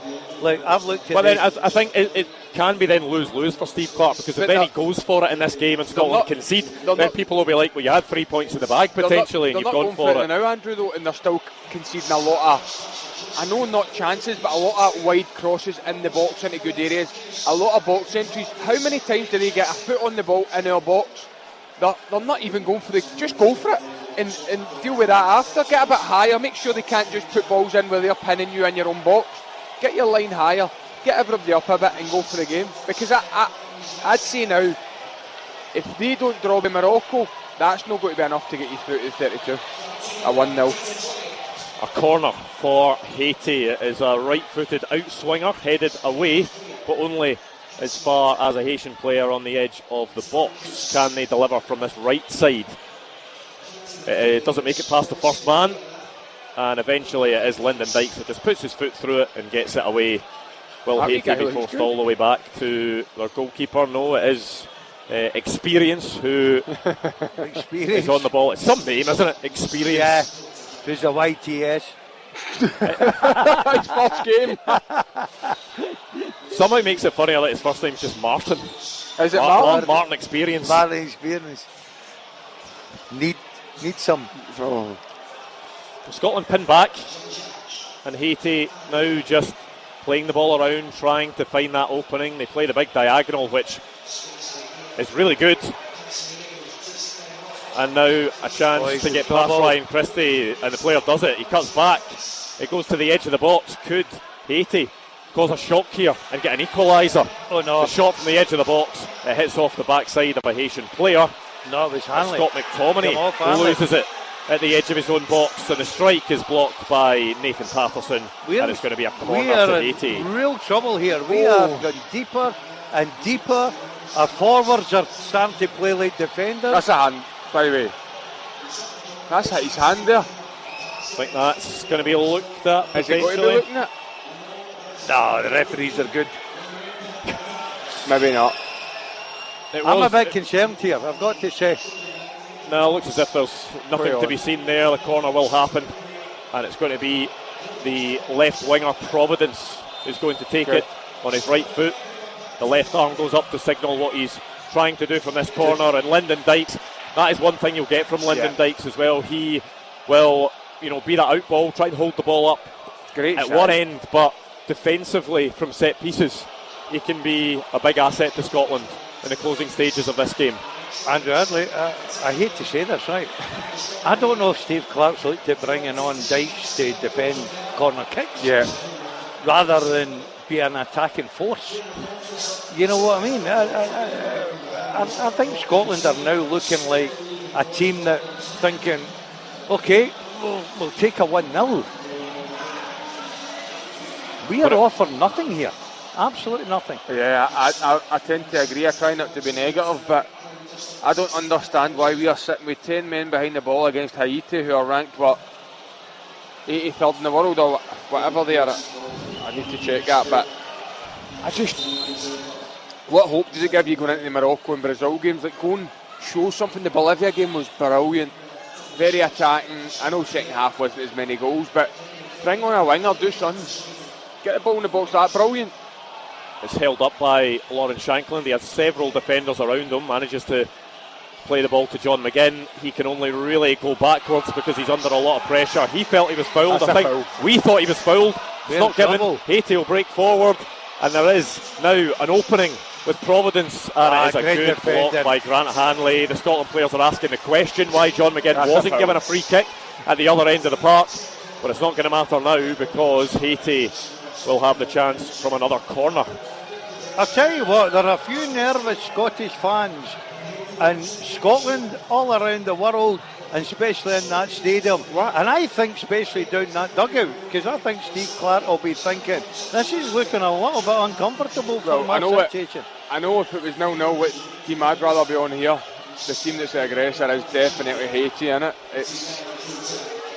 Scotland are lucky they've got the one goal, but I genuinely can't get out of my head, they still need another one. Haiti with the corner. It's well defended initially by Scotland, and they force Haiti all the way back into their own half. I don't think we've been a threat for how long? I can't remember the last time we were actually putting balls in the box from wide areas. I think, was it Andy Robertson the last one? That long ago? Aye. We've not been a threat, we've not controlled the middle of the park. About 20 minutes ago that was. Yeah. It is a game that you hoped Scotland would dominate and have the lion's share of possession. The possession is exactly 50-50. But see, that's my only negative here with Clarke. Change it to 5 in the middle of the park and try and get the ball in the ball. Well, that's good from Lyndon Dykes. That's the type of thing he's been brought on for, winning a header over to John McGinn. And Ryan Christie, he felt that he won the ball fairly. Can't quite believe a free kick has been given against him. I think probably fair. Maybe just trips up the Haiti player.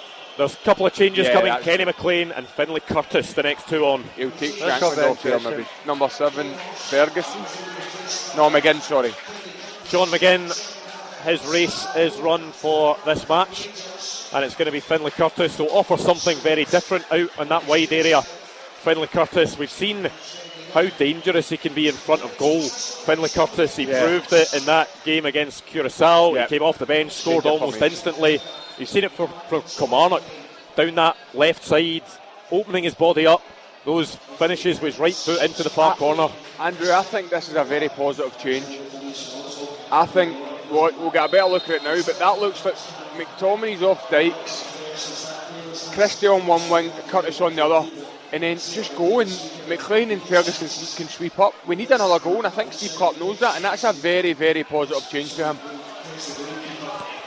I think the disappointing thing for us tonight is we come into this campaign, the two centre forwards are banging for him.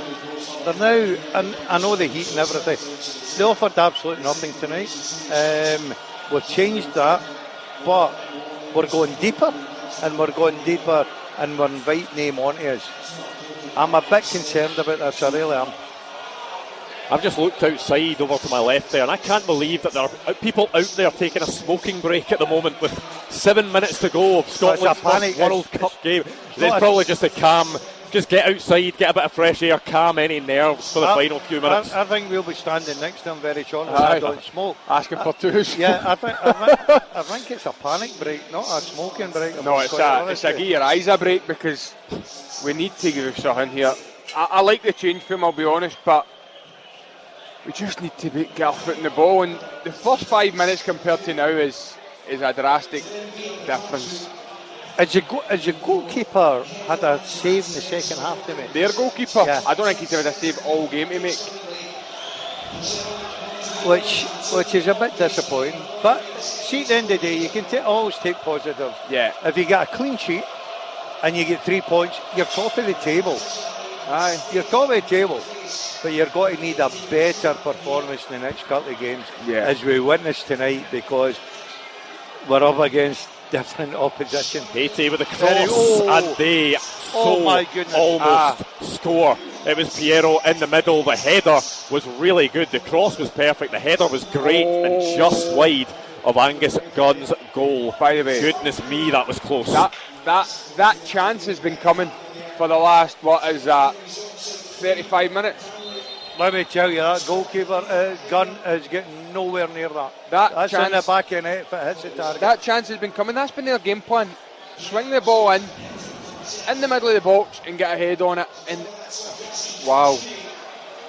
Yeah, a worrying sign for Steve Clark and his players. A worrying sign for us sitting here watching this game and the supporters inside the stadium and all over Scotland. It's great work by Lewis Ferguson to get back there, dig in, win that ball, and it's played forward to Scott McTominay, who creates a bit of space for himself as he crosses the halfway line. He is dispossessed, but it comes to Ryan Christie. Scott McTominay, a brilliant play to get round the other side of his man, but it's just poached off him at the last minute. That's the same boy that defended Gannon Doak at the start of the half. He's been brilliant, big centre half.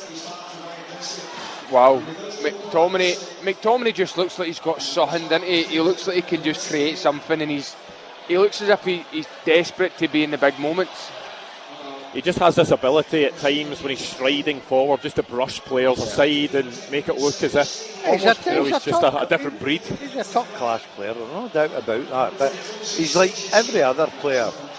You've got to get brilliant the right service. Here we go, down the left hand side. We've got to one bit of forward. Well, here's a chance for Finlay Curtis to get his way into the Haiti box. He's cut back, he's gone for the cross. It's over the head of Lyndon Dykes and goes out for a Haiti goal kick. Don't mind that at all. Kenny McLean breaking the lines with a pass there. Brilliant bit of quality. And Scotland are in. That's what they need, just to take a breath and play a good ball. Kenny's came on, done it straight away. This is going to be a nerve-wracking final. 4 minutes of the 90 and however long is added. There haven't been too many stoppages. Of course, there was the hydration break. So there will be...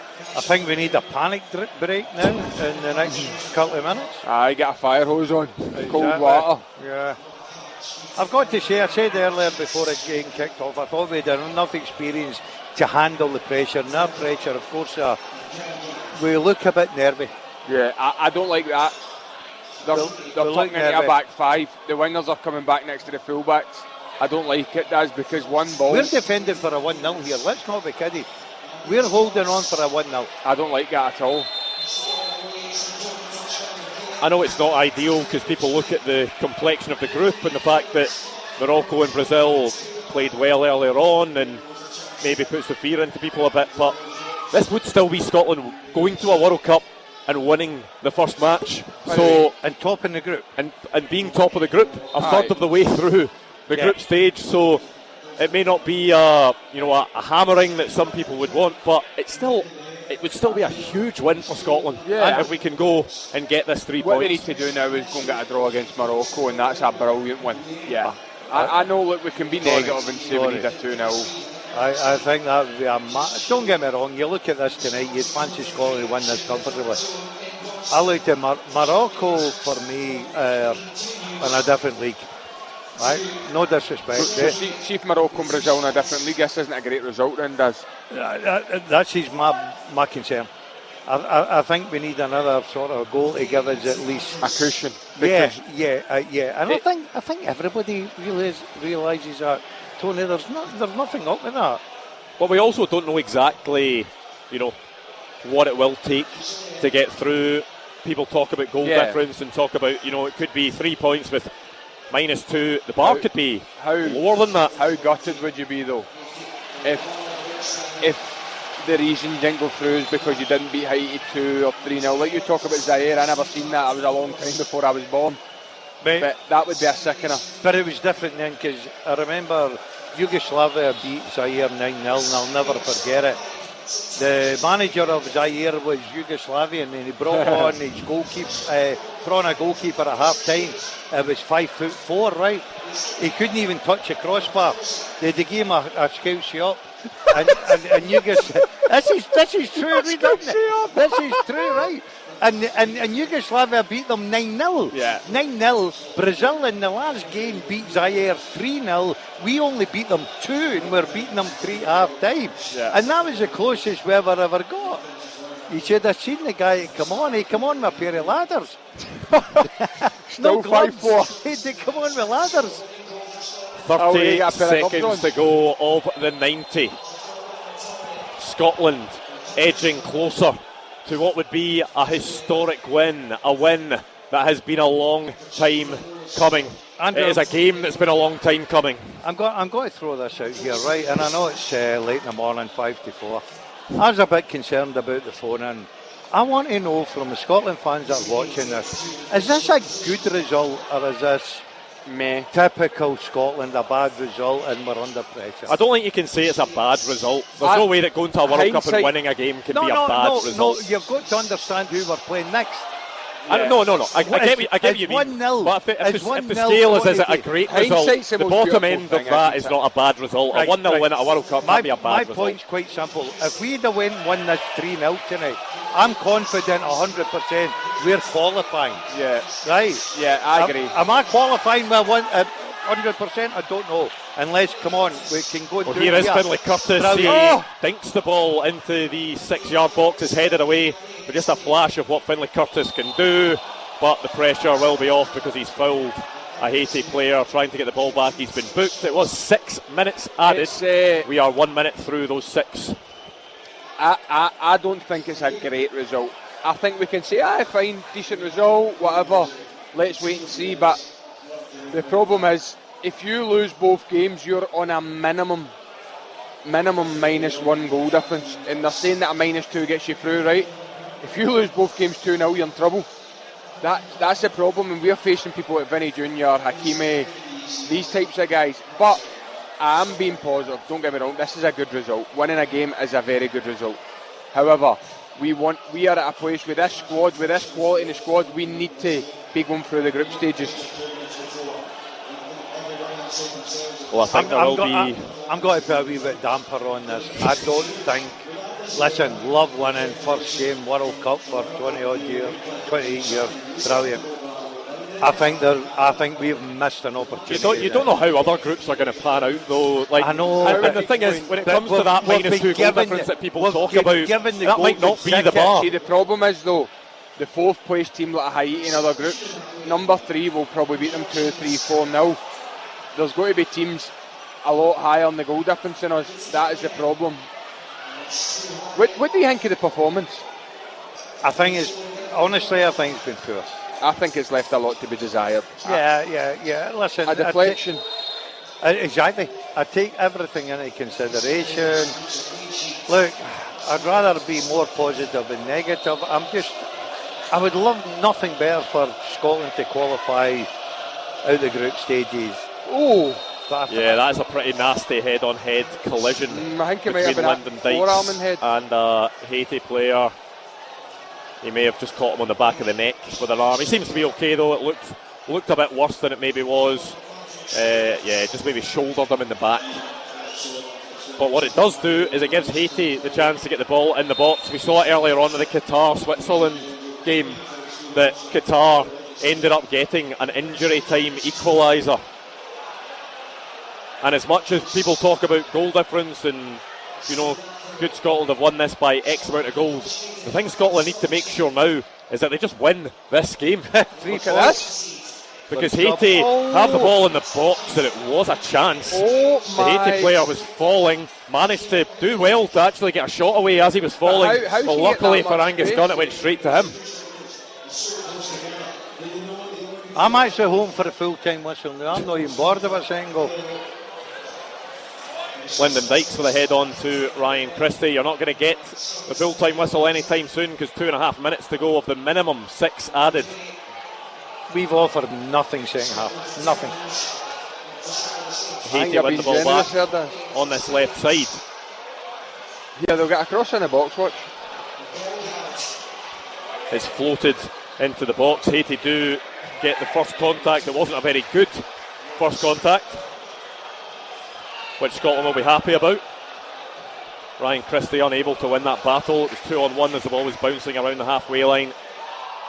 And, Kenny McLean could be in trouble here. He is in trouble by way of yellow card. The scream from the Haiti player made you think that it was worse than what the referee thought it was.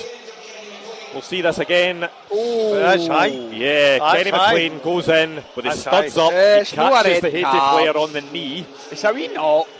Get up.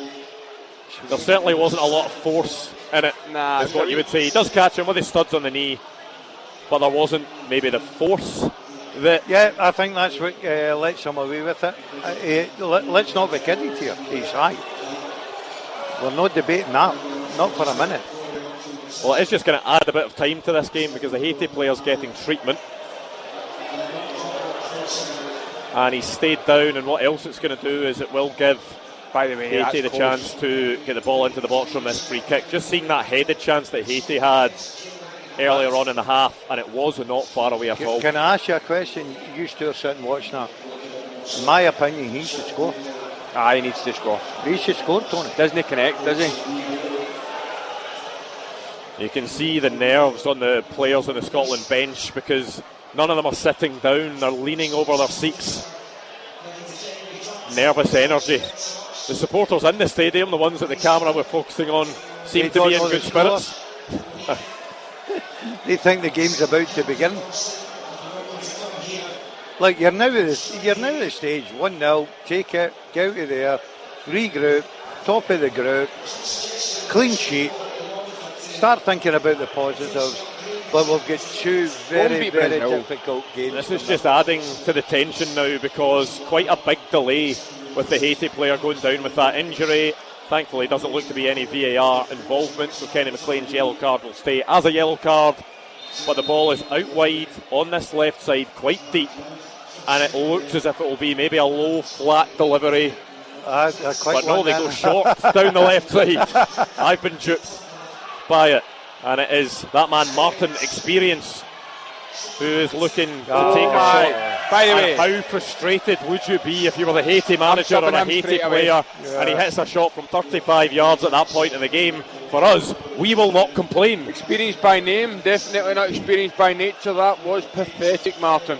It's a crazy decision. Crazy decision to shoot from that. I think the craziest decision was I'd have put the ball in the box. By the way, how frustrated will you be as a manager? Getting a ball, a minute and a half to go, wide, you can put it in the box and you do that. Put them under pressure. Can we not score a late goal? Are we against that? Come on. No. See, that sums it up for me. Yeah, Nathan Patterson has just kicked the ball out. Launched the ball into touch. And it has that feeling that Scotland just want this game over with. It is a minute over the minimum six added. The goalkeeper has been put under serious pressure by Lyndon Dykes. And he's just had to put the ball out himself. Could this offer Scotland the opportunity to get the ball into the box? Great, one final chance, maybe. Get that second goal, which would be huge for the goal difference. Why have we got 0 bodies in the ball? I think we're going to take it in the corner. Nah. I'm telling you, Yarlick. Nathan Patterson bumps the ball back to Kenny McLean. It's whipped into the box and it looked for a second as if it may break. The Scott McTominay rolls out for a goal kick. And it's launched along this time by the Haiti goalkeeper, headed back in their direction by Grant Hanley. That must be it. There was that stoppage. Is the full-time whistle going to go? It has gone! And Scotland get that win at their first World Cup game back after 28 years. A huge smile on the face of Steve Clarke. Let's go to the Boston Stadium. Gabriel Antoniazzi's there.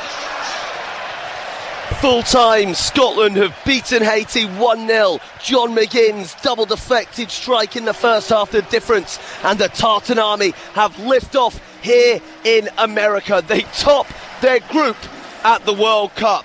Scotland started brightly, Andrew. Scott McTominay rattled the post. They dropped off and allowed Haiti to get on top. A water break after a quarter of the match allowed Clark to regroup his men, and they came out firing. Grant Hanley with a long ball to Shea Adams. Worked it out well with Ben Gannon-Doak.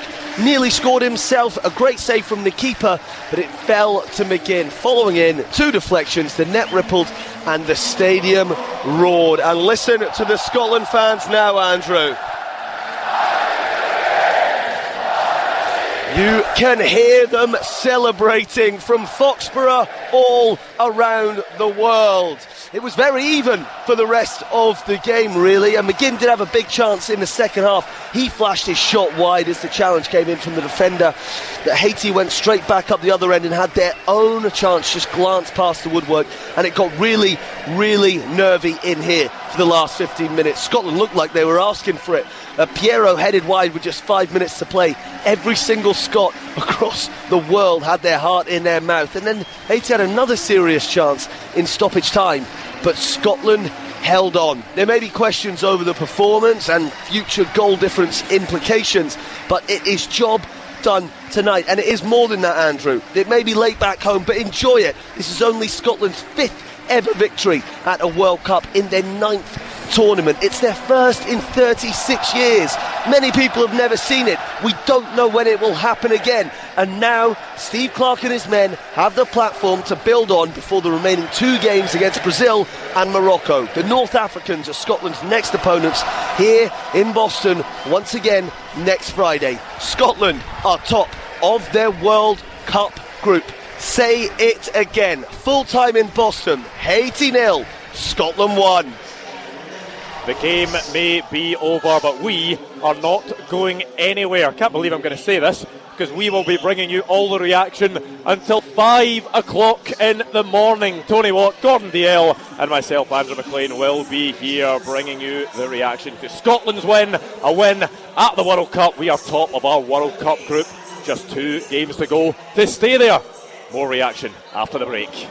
The people of Britain love their fancy blenders. They've bought loads of them.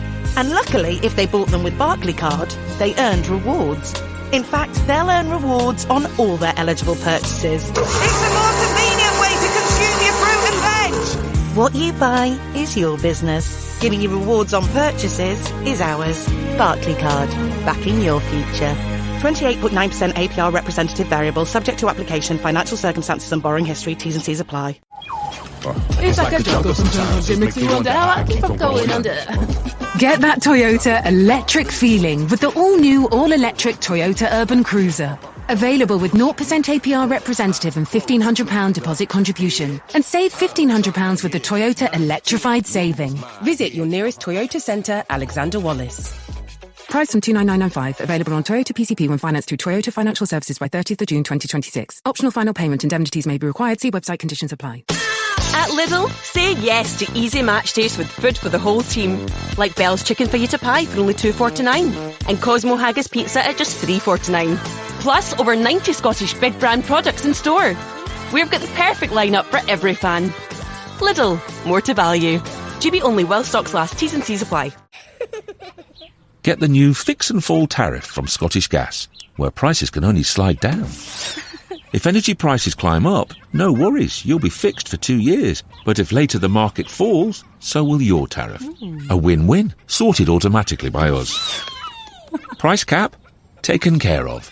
Fix your prices today. Search Scottish Gas Fix and Fall. T's and C's, eligibility and limitations apply. Price review based on the off-gen price cap after 12 months. See britishgas.co.uk/verify for more. Hey guys, Ashley and Lauren here from Nip Tuck. You'll know that we aren't scared of talking about the lengths we'll go to make sure we feel our best, which is why we are buzzing that the show is sponsored by Veet Expert Hair Removal Cream. I am so done with razor cuts and that stubble situation that happens 12 hours later. Veet Expert Hair Removal Cream starts to work from just 2 minutes. And the best bit, it gives you up to 7 days long-lasting smoothness. 24-hour hydration, and it contains shea butter, so you're not left with a dry skin situation. Activate Veet Lasting Smoothness. Shop now on Amazon. A big thanks to the Scottish Sun for supporting this podcast. The World Cup, of course, is just around the corner, and Scotland are back and ready to head to North America for what could be the biggest tournament we have ever seen. And if you want proper coverage, the Scottish Sun will be there alongside the Tartan Army with journalists across the USA,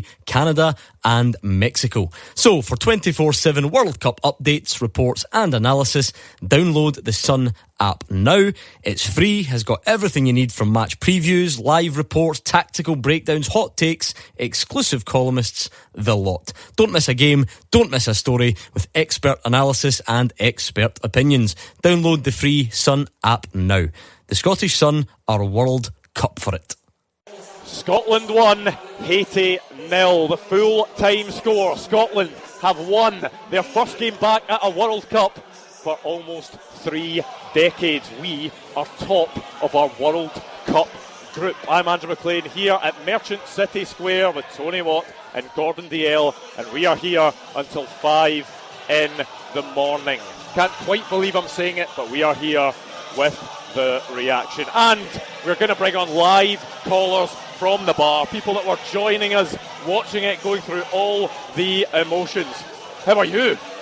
I'm fantastic. I think every time I've thought about calling in, I've been too scared to do it. So I thought, let's get a camera on me and then I'll do it, I guess. That makes more sense. High pressure. Just do it in person. Yeah, why in not? front of the guys. How describe that experience of watching that game? Well, I mean, you said it yourself, like 30 years, like pretty much since we've been at the World Cup. I'm 28, so I've never actually experienced it. I think I was maybe like 3 months old when we were last in the World Cup. And it's just amazing to be here, see the atmosphere. I went to Germany. I didn't quite meet you guys in the pub. I know you were there. I didn't quite see you. But I went over to Germany. I was here during the COVID season. But it's just so amazing to see the atmosphere, be here, and just realise that there's a chance that we can, you know, we have a dream. We can live that dream. We can do it. It's like if you win 9 games in a row, you win the World Cup. It's mental. You could do it. What does that do for your belief that Scotland can get out of the group? I know some people wanted there to be a big scoreline and people talking about goal difference, but does that matter too much to you? Is it just about being back at a World Cup and Scotland getting a victory? Right, so I'm not the pessimist that says it's nice to be here, because I've never seen it, so I don't care about being here. I care about trying to actually, compete. And the thing is, you get 3 points, what is it, 95% chance if you get -2 goal difference? Cool. If we get 1 more point, we're pretty much out the group. And like it says, we could squeak, we could do the most horrible football you've ever seen in your life. 0-0, we can get a penalty shout, we can have a dodgy penalty against somebody, we can get 2 red cards, people get sent off. We could squeak the worst World Cup you've seen in history, but we won't care. Do you think Scotland could win the World Cup? Sorry, is that what you're getting at here? I mean, I'm not stupid. I realise that it would be ridiculous if it happens. But you think they could after watching that? Do you think? Come on, Tony, let a man dream. Come on, I just want to check your alcohol level after this, because after watching that, I hope they go and get a draw with Morocco, but I think Scotland need to get better performances than that to progress to the next round and go again, I think. 100%, because when it comes to where they were playing, I think the thing was for me, in the first half, we were solid defensively, we were good attacking, but the midfield was where we were struggling. And then as soon as we switched and we got better in the midfield, defence was okay, and attacking we just fell off. But you need to be good across the 3 thirds of the park to be doing it. But listen, I know what you're saying, right? I think it's brilliant the fact that we talked to the table. We were all thinking maybe 2-3 tonight to give that little cushion, right? And what Tony's saying, but we're the kind of country. I remember going up against England. And everybody in their own patch. Are you talking about when we won 0-0 at the Euros? Yeah, and everybody thought that they were going to spank it. And we ended up that we grinded out a 0-0. My big concern was I looked at Morocco and Brazil tonight and I'm thinking, they're top teams. But look, at the end of the day, I think the most important thing for us, 3 points. I'm going to be greedy. I'd have liked another goal or two. 100%. I mean, I'm a wee silly boy, right? I've not seen proper football from Scotland all my life. But you just need to hope and believe. And I'm talking about the most disgusting World Cup you've ever seen. People are going to be raging. If you look down south to ITV and stuff, they'll be talking tonight about how we didn't deserve to win that and all this kind of stuff. It's the classic stuff you see in the media. And the thing is, we've got quality. We're a small country, and it's about inspiring people. So hopefully, even if we don't win this World Cup, which is very likely, hopefully we inspire the next generation, we try and get better, we try and constantly just be there. That's the main thing. Talk to us about the scenes down there when that John McGinn goal went in. I threw my chair backwards and then I accidentally scratched my mate in the eye, and I thought I was going to take him to A&E, and I was like, I'm so sorry, but luckily I didn't catch him, so I was pretty happy with that. But it was brilliant. I'm still amazed that John McGinn got the goal, considering it was a massive deflection. I thought it was going to be an OG, but we'll take it. I thought we were going to have another one where Rudiger was the top goal scorer for Scotland. I thought we were going to have whoever that player was being up there with Scottish goal scorers, but no. Yeah, I feel like let's just not draw attention to the two deflections. Let's just try and keep it as a John McGinn goal. And we can give him his moment. Yeah. And he is the main man for Scotland. Thank you very much for joining us. We're going to sub you out. We're going to sub someone else in. And we're going to keep it going with the live callers on the show. So we'll just take your headset. Thank you very much for joining us. And we will get the next live caller in the bar end. But that's what it's all about. It's about sharing the experiences at the World Cup. Scotland have that victory. And we're going to see who is going to come in next. The headset is just being passed Steve on. Clark. And it is Kieran. Is that your name? Yes, it is. How are you, Kieran? I'm not bad. How are you? Oh, good. I tell you what, I'm actually not that tired considering the fact that it's 4:04 in the morning. I thought I'd be yawning by this stage. I've had a couple of yawns. Kieran says I'm knackered. Kieran, how are you feeling? Scotland have just won a game at a World Cup. Overall relieved. That second half was a bit brutal, but no, just excellent to actually get the win. I thought we were going to do what the Swiss done earlier on and bottle it. That just kept going through my head in the second half there. But no, full time was just pure, just relieved. It's something that we haven't seen, and I know the level of opposition is different, but you look back to the last two major tournaments for Scotland, defeats in those and humbling experiences in those, and despite the fact that the tougher games are to come, it is a win. It's a very different start to the group that can give the players belief going into the games that, you know, they're at this stage, they've won a game, now go out and protect those 3 points, try and build on them. Yeah, the biggest positive I can get, and I know we're talking about friendlies as well, that's another clean sheet. Yeah. You know what I mean? Okay, everybody will analyse the opposition, and we're coming up against better, and then better, whatever it may be in the next two games. And we really need to be at the top of our game. But we're at the top of the table. We've won our first game. Yeah, am I being a bit greedy? Of course I am, because I think a lot of people out there would agree. I'd like one or two more goals, and I think that this team would have been capable. The second half performance, I think Steve Clark will analyse and think, well, hold on a minute, we were probably off it, right? But we've come out in a positive. 3 points, clean sheet, top of the table.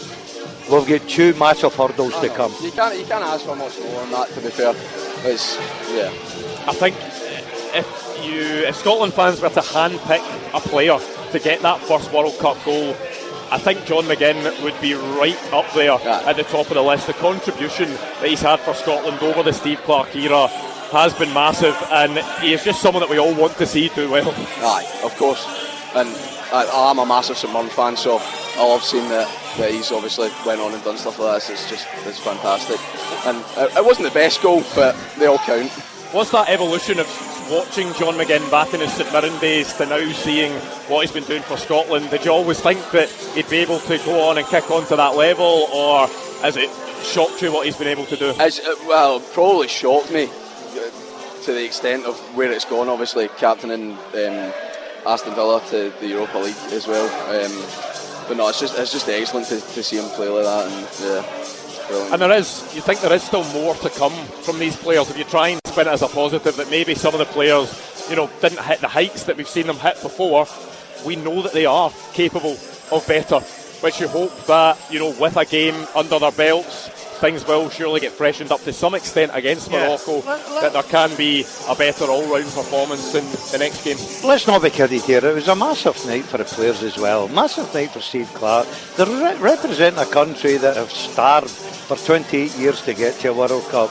They see the people that have travelled in huge numbers and spent huge amounts of money to go there and back the lads and support. So there was, of course, a big pressure on there. I thought that with the experience I had, the minute the whistle went, as Tony and I will tell you, playing in big games, you tend to forget about the crowd, you concentrate on what you're doing. Look, I'm delighted that we've won the game. Delighted we've got a clean sheet. Delighted that we're top of the table.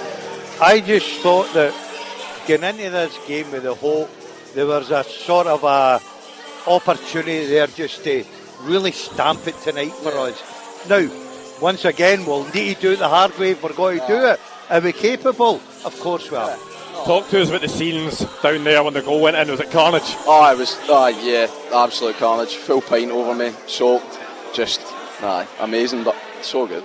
That's it. Hopefully more of those moments to come. Thank you very much to Kieran. We will be getting more live callers down here at Merchant City Centre. It is 4:18 in the morning and we are not finished yet. We are going to get more reaction after this break. At Lidl, say yes to a summer of indulgence and pick up juicy deluxe Aberdeen Angus beef burgers and save 60p with Lidl Plus. Now only $3.99 for a pack of 4. Make your summer even more delectable. Lidl, more to value. 18 plus GB only while stocks last. T's and C's apply. See lidl.co.uk/LPTV. Offer ends 17th of June.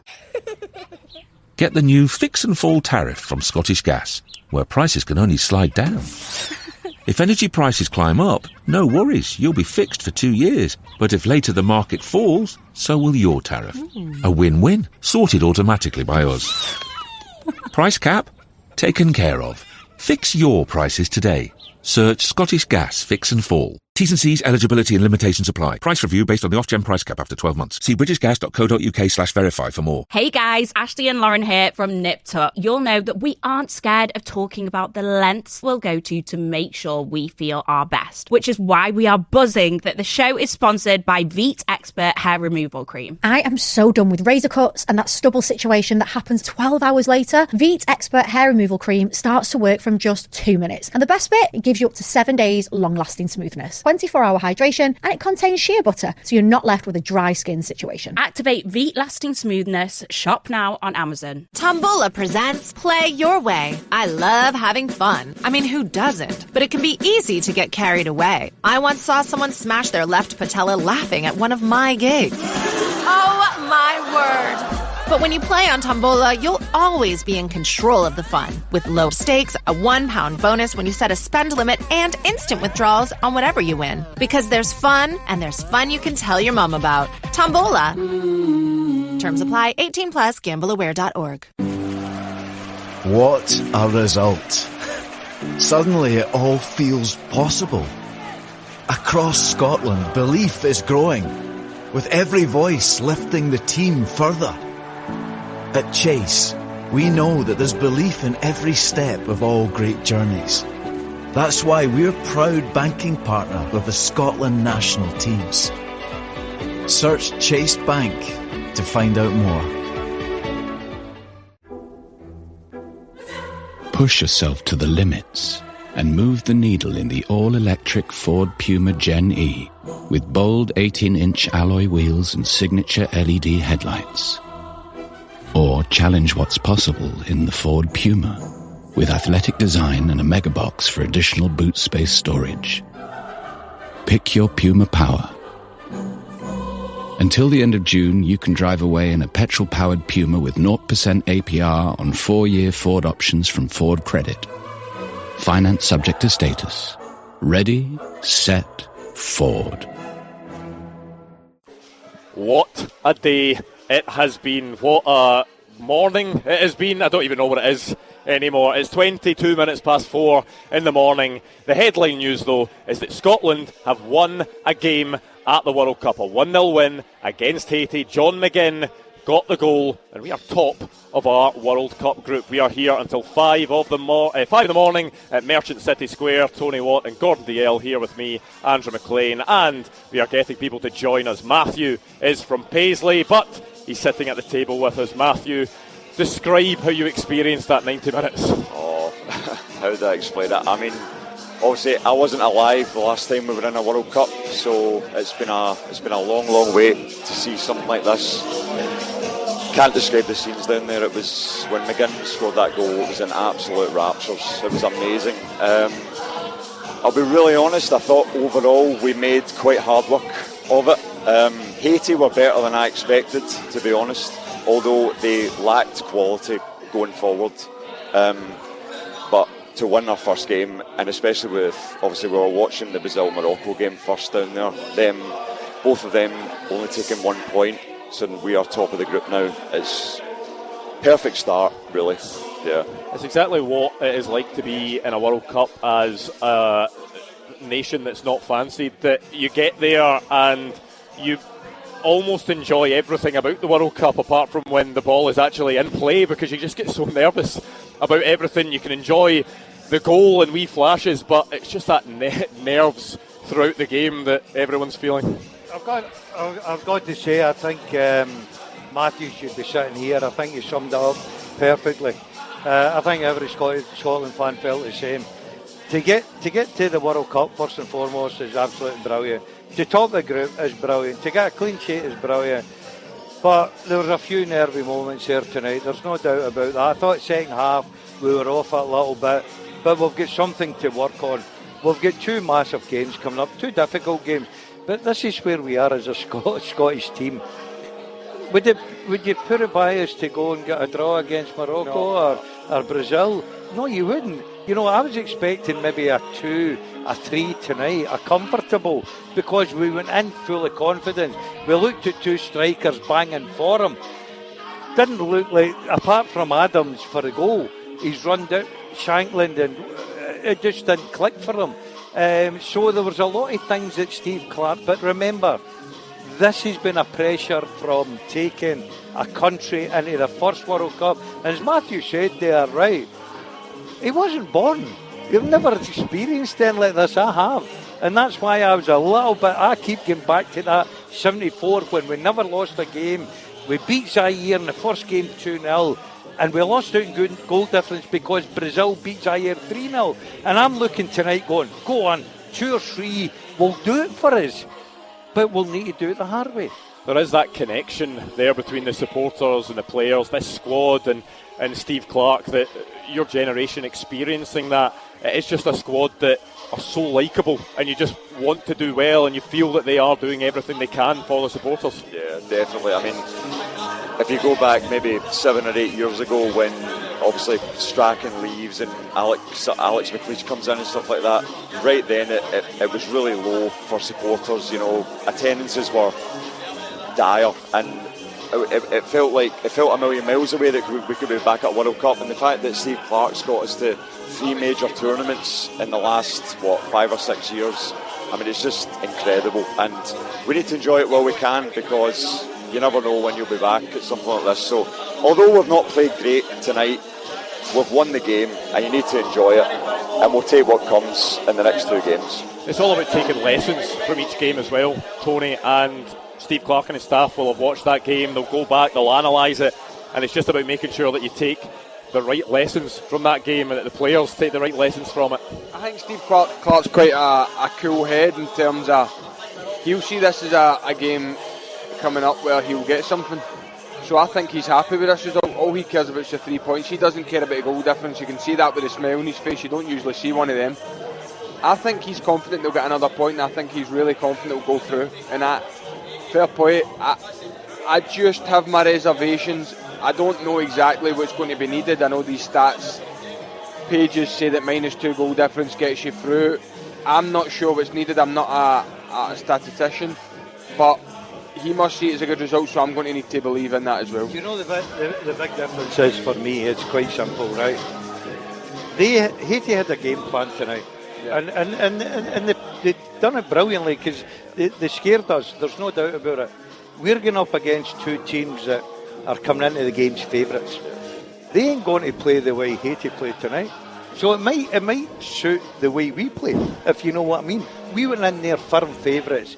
They sat back, they made sure they frustrated us. In the second half, they started, you could see the way they built their way into the game. It was like, we all thought this is Qatar written all over it, right? But we're now going into 2 games that are completely different. Yeah. Yeah. Morocco won't sit deep. Morocco will come at us. Brazil will come at us. So all of a sudden, we've got maybe an opportunity to go and express ourselves going forward. So, as I say, we're top of group and we've got to be pleased with that. Thank you very much to Matthew. I appreciate your time. I'll let you go and get to your bed, surely. It's 4:30 in the morning. Cheers, so thank you lads. very much to Matthew. We're going to go to the phones now, and we're going to speak to John, who is up next on the line. John, Talk to Hey, us. Ian. How are you feeling after that? I am feeling good. Obviously, first win. I didn't actually realise that was our first win in 36 years in the World Cup. I was 9-year-old the last time we won a World Cup game, believe it or not. But I think after getting that win, obviously it was kind of expected, but you know the way football can be, you can never really expect things to go your way. But I think after we got that win tonight, I think that maybe can relax the players and make pushes forward for the Morocco and the Brazil game. Wondering what you think about that yourselves. What do you think it does for the mentality of the players, Sean? Things getting the win is, it can relax them a bit, but then, if other people are looking at the goal difference and the fact that, you maybe need to either get yourself a point in one of the games or not lose too heavily in the games, there's just... I'm not sure how much the pressure can really be taken off in a World Cup game when there's still I so think much at stake. we're maybe looking too much into it, to be honest, and that's what we're paid to do, to analyse it and see what's needed. They got the 3 points and that's all that matters. Look, you don't know, they could go and draw with one of the teams or they could go and lose both games 1-0 and go through. That's totally fine, but I think the performance is maybe what's worried me a little bit tonight. I thought the performance was really, really flat. I don't think they got their distances right. I thought they sat back a lot. I thought Haiti got in their box a lot of times, and the time that they actually connected with the header, the boy should score. But there's 3 or 4 more chances like that where if that big boy had got on the end of things, they were good crosses and they just weren't on the same level. Now, the performance level wasn't up to normal standards of the last kind of 3-4 games from the Denmark game. But you know what? Steve Clarke's got a smile on his face and I'm buying it, so fair play. He has been very relaxed throughout this process building up to the World Cup, which, he's maybe had a smile on his face a bit more than he normally does. Steve Clarke, you don't often see him smile, but he seems to be in a different mindset, and that will just continue, won't it? It'll keep going until, up until the next game. He'll want to try and keep the way he's been over the last few weeks. He's definitely got to put a positive spin on it tonight. Of that, this morning, of that there's no doubt at all. And rightly so, because we sit proudly at the top of the table. Look, he'll go and analyse it. He'll say to his players, it's 3 points. I keep going back to it. The most important thing, which could be so important for us, is another clean sheet. Right, okay, there were moments in the game where you thought we're going to concede, but we didn't. And it's always going to happen in a game of football. You'll give up chances. So we've got another clean sheet under our belt. He'll need to analyse now the next game, because he knows that it's a completely different game. Morocco ain't going to play the way Haiti played tonight. Absolutely not a chance in the world. They're going to come out in the front foot. They're going to go smell blood and try and get after us and score goals. Steve Clarke already known that, so he'll plan for that as well. Look, I think everybody's got to be happy. We're enjoying the fact that we're there. We're here. We've brought a great support over to Boston, and the fans. We've seen the fans sort of opinions after it, and the way they celebrated and everything about it. They were happy. Scotland's happy. We've won the game. We need to now go. This is a chance to progress. This is a chance to make history for us. And do you know something? I know we've got 2 massive games coming up, but like Tony, we bit concerned, like every other Scottish fan, second half I'm going, oh my goodness, we could have probably given up a goal there, but we didn't. We fought it out, and we're here to fight in our battle, and I think we'll do okay. Would you expect there to be drastic changes, John, going into that next game against Morocco, or do you think it'll just be little tweaks from Steve Clarke here and there? I think he might keep the same lineup, but as I was saying, I think the players might feel a wee bit more relaxed going into the next game, because we did have a good campaign going into after the World Cup qualifiers. We had a good campaign through the group stages, and I feel like we're starting to take that forward. And I do feel a good vibe for the Scotland team, and I do think that people will stand up and take notice in this campaign. Brilliant. Thank you very much to John on the line. Why don't we get a live caller in, a guest that's going to join us at the table? I've actually just looked over my left shoulder now, and it's light outside. The sun is up. Genuinely, the sun is up now, and we are still on air. Quite incredible. This is Mason. Mason, how are you? I'm not bad. Better after that. Right. How did the experience go of watching the game in here, watching it with your friends? Well, first one in person. Well, first one in my lifetime, so lived up to the expectation probably. Better than I thought it was going to be. Yeah. Better with a win, better with 3 points. So, especially getting that win, what does it do for everyone? You know, you look at the Scotland supporters. We've seen how big the Tartan Army have been over in Boston. The positivity that's been there, getting that win, it just keeps that rolling over until the Morocco game. I think it takes the pressure off the next two games. Obviously, we'd love to go and try and get something from the next two games, but getting the 3 points on the board was always the main thing for today. It was, you know, I think technically, not to be too negative about it, but I think taking 0 points from the next two games possibly still takes us through. Yeah. So I think it will just depend on sort of goal differences we were talking about. We're hoping that John McGinn goal could be enough potentially. We'll see what happens over the next couple of games, but I've been asking everyone that's come up here, describe what was happening when that John McGinn goal went in. We'll be calling him John McGool. John McGool. He's the one that scores the big goals, and it's like you say, he's given you boys and myself as my first World Cup massive moment. I think carnage is probably the word to describe down there. It's, I mean, most of the people down there have never experienced a World Cup first and foremost, and to experience a goal and a 3 points in a World Cup is massive for the country, really. I think there would have been a few pints getting spilled. I think I kicked over a couple of you nearly put us off air. Yeah, I know. I kicked a drink over some wires here. You know who wouldn't have been spilling drinks? Will have been the Scotland fans inside the stadium, because I was told it was $22 a beer inside the stadium. It's incredible. But do you know something? That shows you. We've watched the build up to this first game, and guys that have come out here to 20 to 5 in the morning. People that have travelled to America that's cost absolute fortunes, $22 a beer. You're talking about price of tickets, flights, hotels and everything. Because, like Mason, a lot of them have never seen Scotland in a World Cup, Andrew. And to see Scotland in a World Cup is the biggest achievement in your life as a football fan, because that's your nation, that's your country, and you want to see them doing so well. I'm I'm old school, because I've seen this before. I've seen the disappointments. I've watched the World Cups. I've seen the great Archie Gemmill goals against Holland and everything like that. I keep them back to the 74 one when we were so close.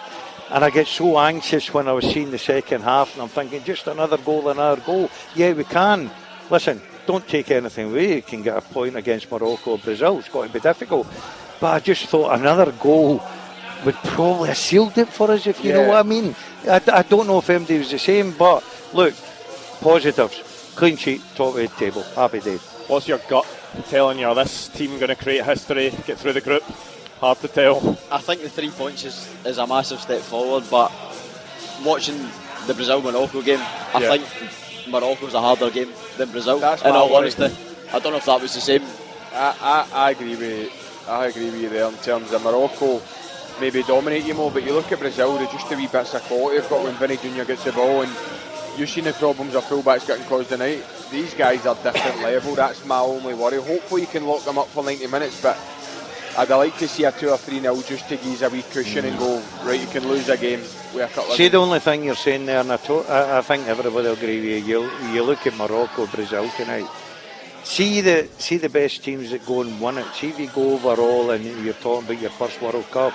I've watched a lot of World Cups that the winners, they grow into the tournament. Yes. You know what I mean? I'll tell you who's brilliant at it. The Germans. The Italians are not there, but they used to be brilliant in the old days.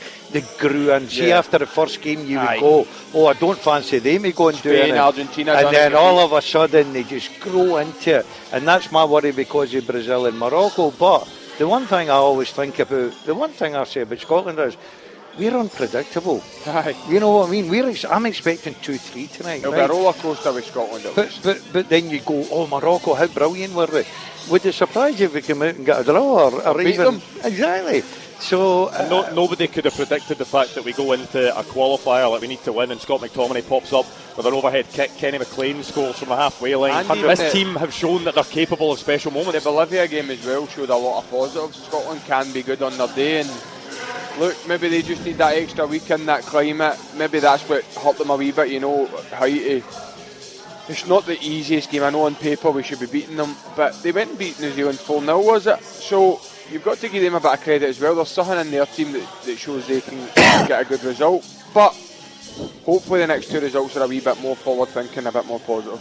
Well, if you were half asleep there by any chance, Gordon DL has just coughed directly into the microphone, which is probably woken up. 15 years of service, and I make one mistake. Know what I mean, Mason? That's what you get. It says 15 years of doing the show, and he doesn't know not to cough directly into the microphone. That's what we should really be saying. Exactly. You're allowed to cough at 20 to 5. You've just woken people up all over Scotland. Anyway, thank you very much to Mason. We have one final part of the show to go because this bar is clearing out. The sun is up. We are almost done, but stick around. Final bit of reaction to come. Don't know what it's like in your house, but keeping everyone entertained can be a nightmare. Take the pressure off with EE's award-winning TV and full fibre broadband with Netflix Now, TNT Sports and more. And get their most powerful Wi-Fi 7 as standard, so everyone can stream their films, series and sport at the same time. Switch to EE TV and broadband today. New BT Group customers only. 62% UK availability. Terms apply. Push yourself to the limits and move the needle in the all-electric Ford Puma Gen E with bold 18-inch alloy wheels and signature LED headlights. Or challenge what's possible in the Ford Puma with athletic design and a mega box for additional boot space storage. Pick your Puma power. Until the end of June, you can drive away in a petrol-powered Puma with 0% APR on 4-year Ford options from Ford Credit. Finance subject to status. Ready, set, Ford. What a result. Suddenly it all feels possible. Across Scotland, belief is growing, with every voice lifting the team further. At Chase, we know that there's belief in every step of all great journeys. That's why we're proud banking partner of the Scotland national teams. Search Chase Bank to find out more. What? You didn't know you could get club card prices on Tesco travel insurance? Get away. Save 15% on your travel insurance in our summer sale and join over 1 million customers who've already trusted us with their cover. Buy direct using your club card to get 15% off, but only until the 8th of July. Don't miss our summer sale. Search Tesco Travel Insurance and get a quote direct today. Underwritten by AWP P&C SA. Offer excludes add-ons. T's and C's apply.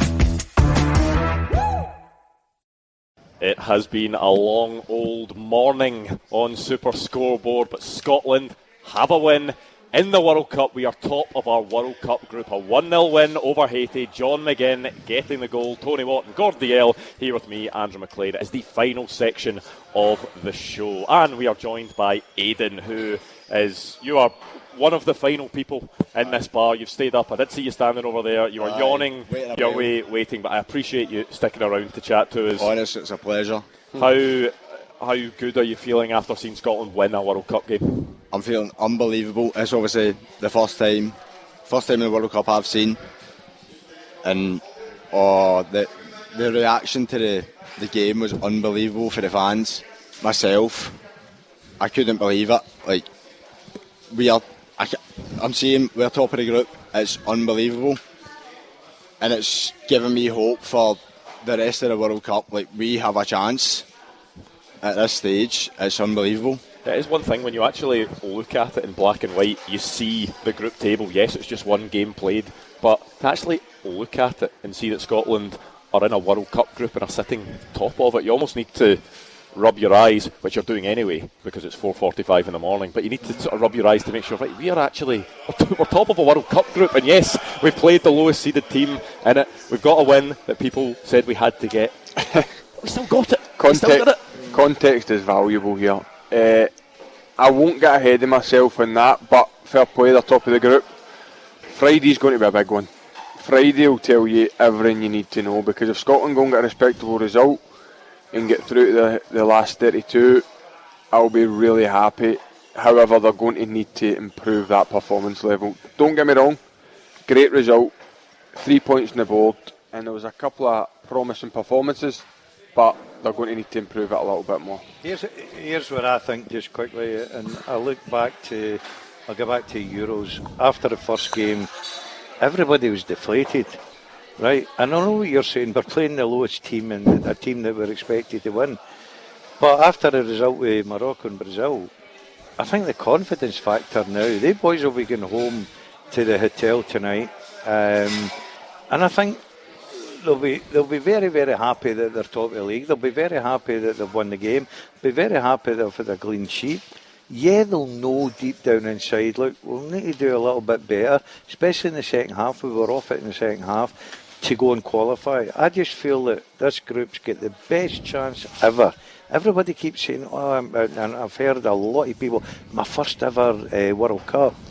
We've got a fantastic chance, and that I've never had, and I'm 64 years of age, and I've watched a lot coming up, not as much as Hugh Keevins in World Cups, and we've never been anywhere really near it, apart from the keep one that keep boring everybody with. But I think we've got a great opportunity, Andrew, and I think these two games coming up will throw up different challenges, because they will not sit in. These two teams fancy to beat us. They will go in as favourites. We'll go in as underdogs. We've seen this. You spoke about it. Denmark. We beat Spain. You know, when we were underdogs. We produced big results when we were underdogs. So Morocco and Brazil might just suit us for a point. You've done the biggest 180 ever in the past half an hour. In what sense? You've gone from being down and out about it to here we go. We're going to win the whole thing. No. My big disappointment, if I can say one thing, is a disappointment. I fancied us to... not fancied us. I'd have loved us to get... I keep saying it, comfort blanket, another goal. Just see that 2-0. I think that makes such a big difference getting into these two games. Just aesthetically. Yeah, I think you could afford to lose them narrowly and you would still qualify. I think we're on the brink. I still think the way this World Cup's planning out, probably we'll still need maybe an hard point. And I hope that that's not the case, because we have got difficult games coming up, but we're capable of doing it. So we've got to be confident. Tonight for me was just the one wee blip was I wanted to be greedy. I wanted a second goal. We will analyse it, Aidan, and we will look at the permutations and we'll do all that, but it's Scotland winning a game at a World Cup and you get to go out and share it with your pals. Just how good is that experience, doing something that maybe a good few years ago you thought was a long, long way off? It's hard to explain, because obviously at the Euros we didn't experience the best performance, but even still the fans were amazing, just watching the team go on. But now we're getting wins. I honestly can't explain it, because it gives me that belief that we can do this, even though we're against another team, Brazil, Morocco, unbelievable teams, top 6 and 7 in the rankings. But I don't think that matters. Like, we could do it. We could go through, and we could make it past the knockouts. Like, there's not what stopping us if we beat Brazil, if we beat Morocco. There's nothing in our way at that point, Yeah. Brilliant. Thank you very much to Aidan. We'll leave him on that positive note. We'll let you get to your bed. Yeah. Which is lucky, because we've still got a little bit of time to go, but that's fine. We're going to speak to Wayne, that is on the line now. Wayne, how's it going?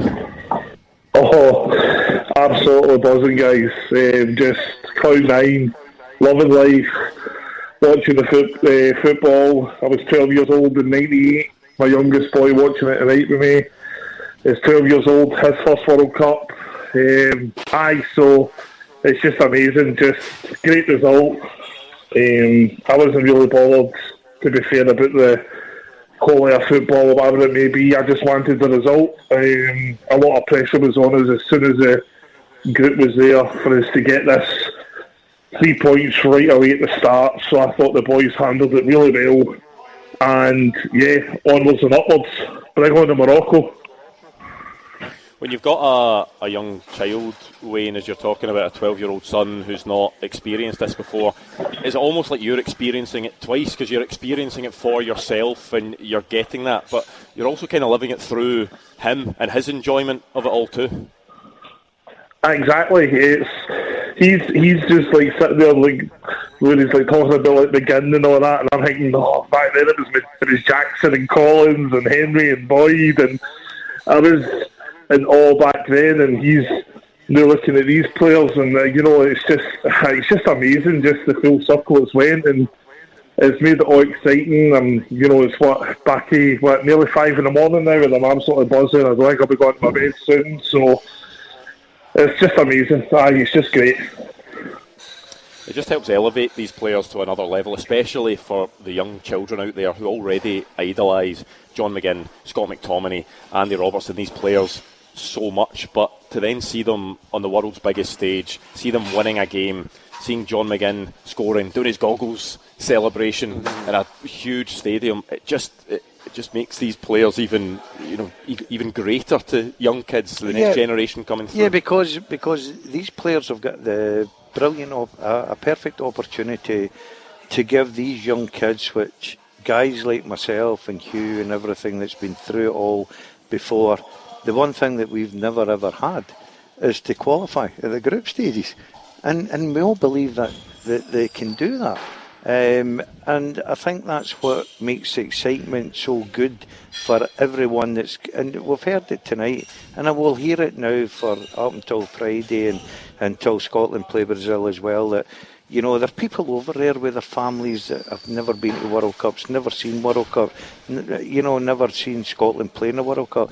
We've got a brilliant opportunity to do something that guys like us at the age of 64 and you at 75 or what he is, never seen. Yeah. You know what I mean? So we're all in it together, whether you're young or you're old. We've all seen these World Cups. We've all loved World Cup. But we're now in a position where we could be part of it to make history, to go out the group stages. I agree there. Look, we're in football, so we're going to be a little bit more negative about the result because it's only 1-0 and it's Haiti, and we expected 2, 3, 4, right? But these 26 guys, including the staff, obviously, are legends already, because look at the way these fans are phoning in and speaking about them, their sons speaking about them, how joyful this place has been tonight. These guys have gave them the moments for the next 30, 40 years. These guys will be spoken about, and I think it's rightly so. And don't get me wrong, we're going to be a little bit cautious and negative because we've got Brazil and Morocco coming up. See, if we had Iran and Uzbekistan the next 2 games, then we'd be like, brilliant 1-0 result. That's just par for the course, the way we're talking about it, with the 2 teams coming up next. But fair play, just to kind of round it up, fair play tonight. That's a good win. Regardless of the performance or the circumstances, at least they get the 3 points. That's part 1 done. What would it mean to you, Wayne, if you could see this Scotland team get through the group stage and be able to share that with your son?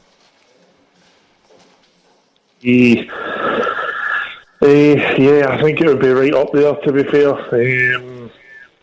Club football recently was a bit of a shocker for myself, so I've had to kind of go over that. So this World Cup will just help elevate Scottish football in general. And as Tony said, it doesn't really matter about how we played. To be fair, Angus Gunn didn't have anything to do really. Like, he had a wee slip in the first half, but Haiti had a wee bit of ball possession, tried to look dangerous. We looked good, and as Gordon said earlier, we have beat Spain, we have beat bigger teams, Denmark.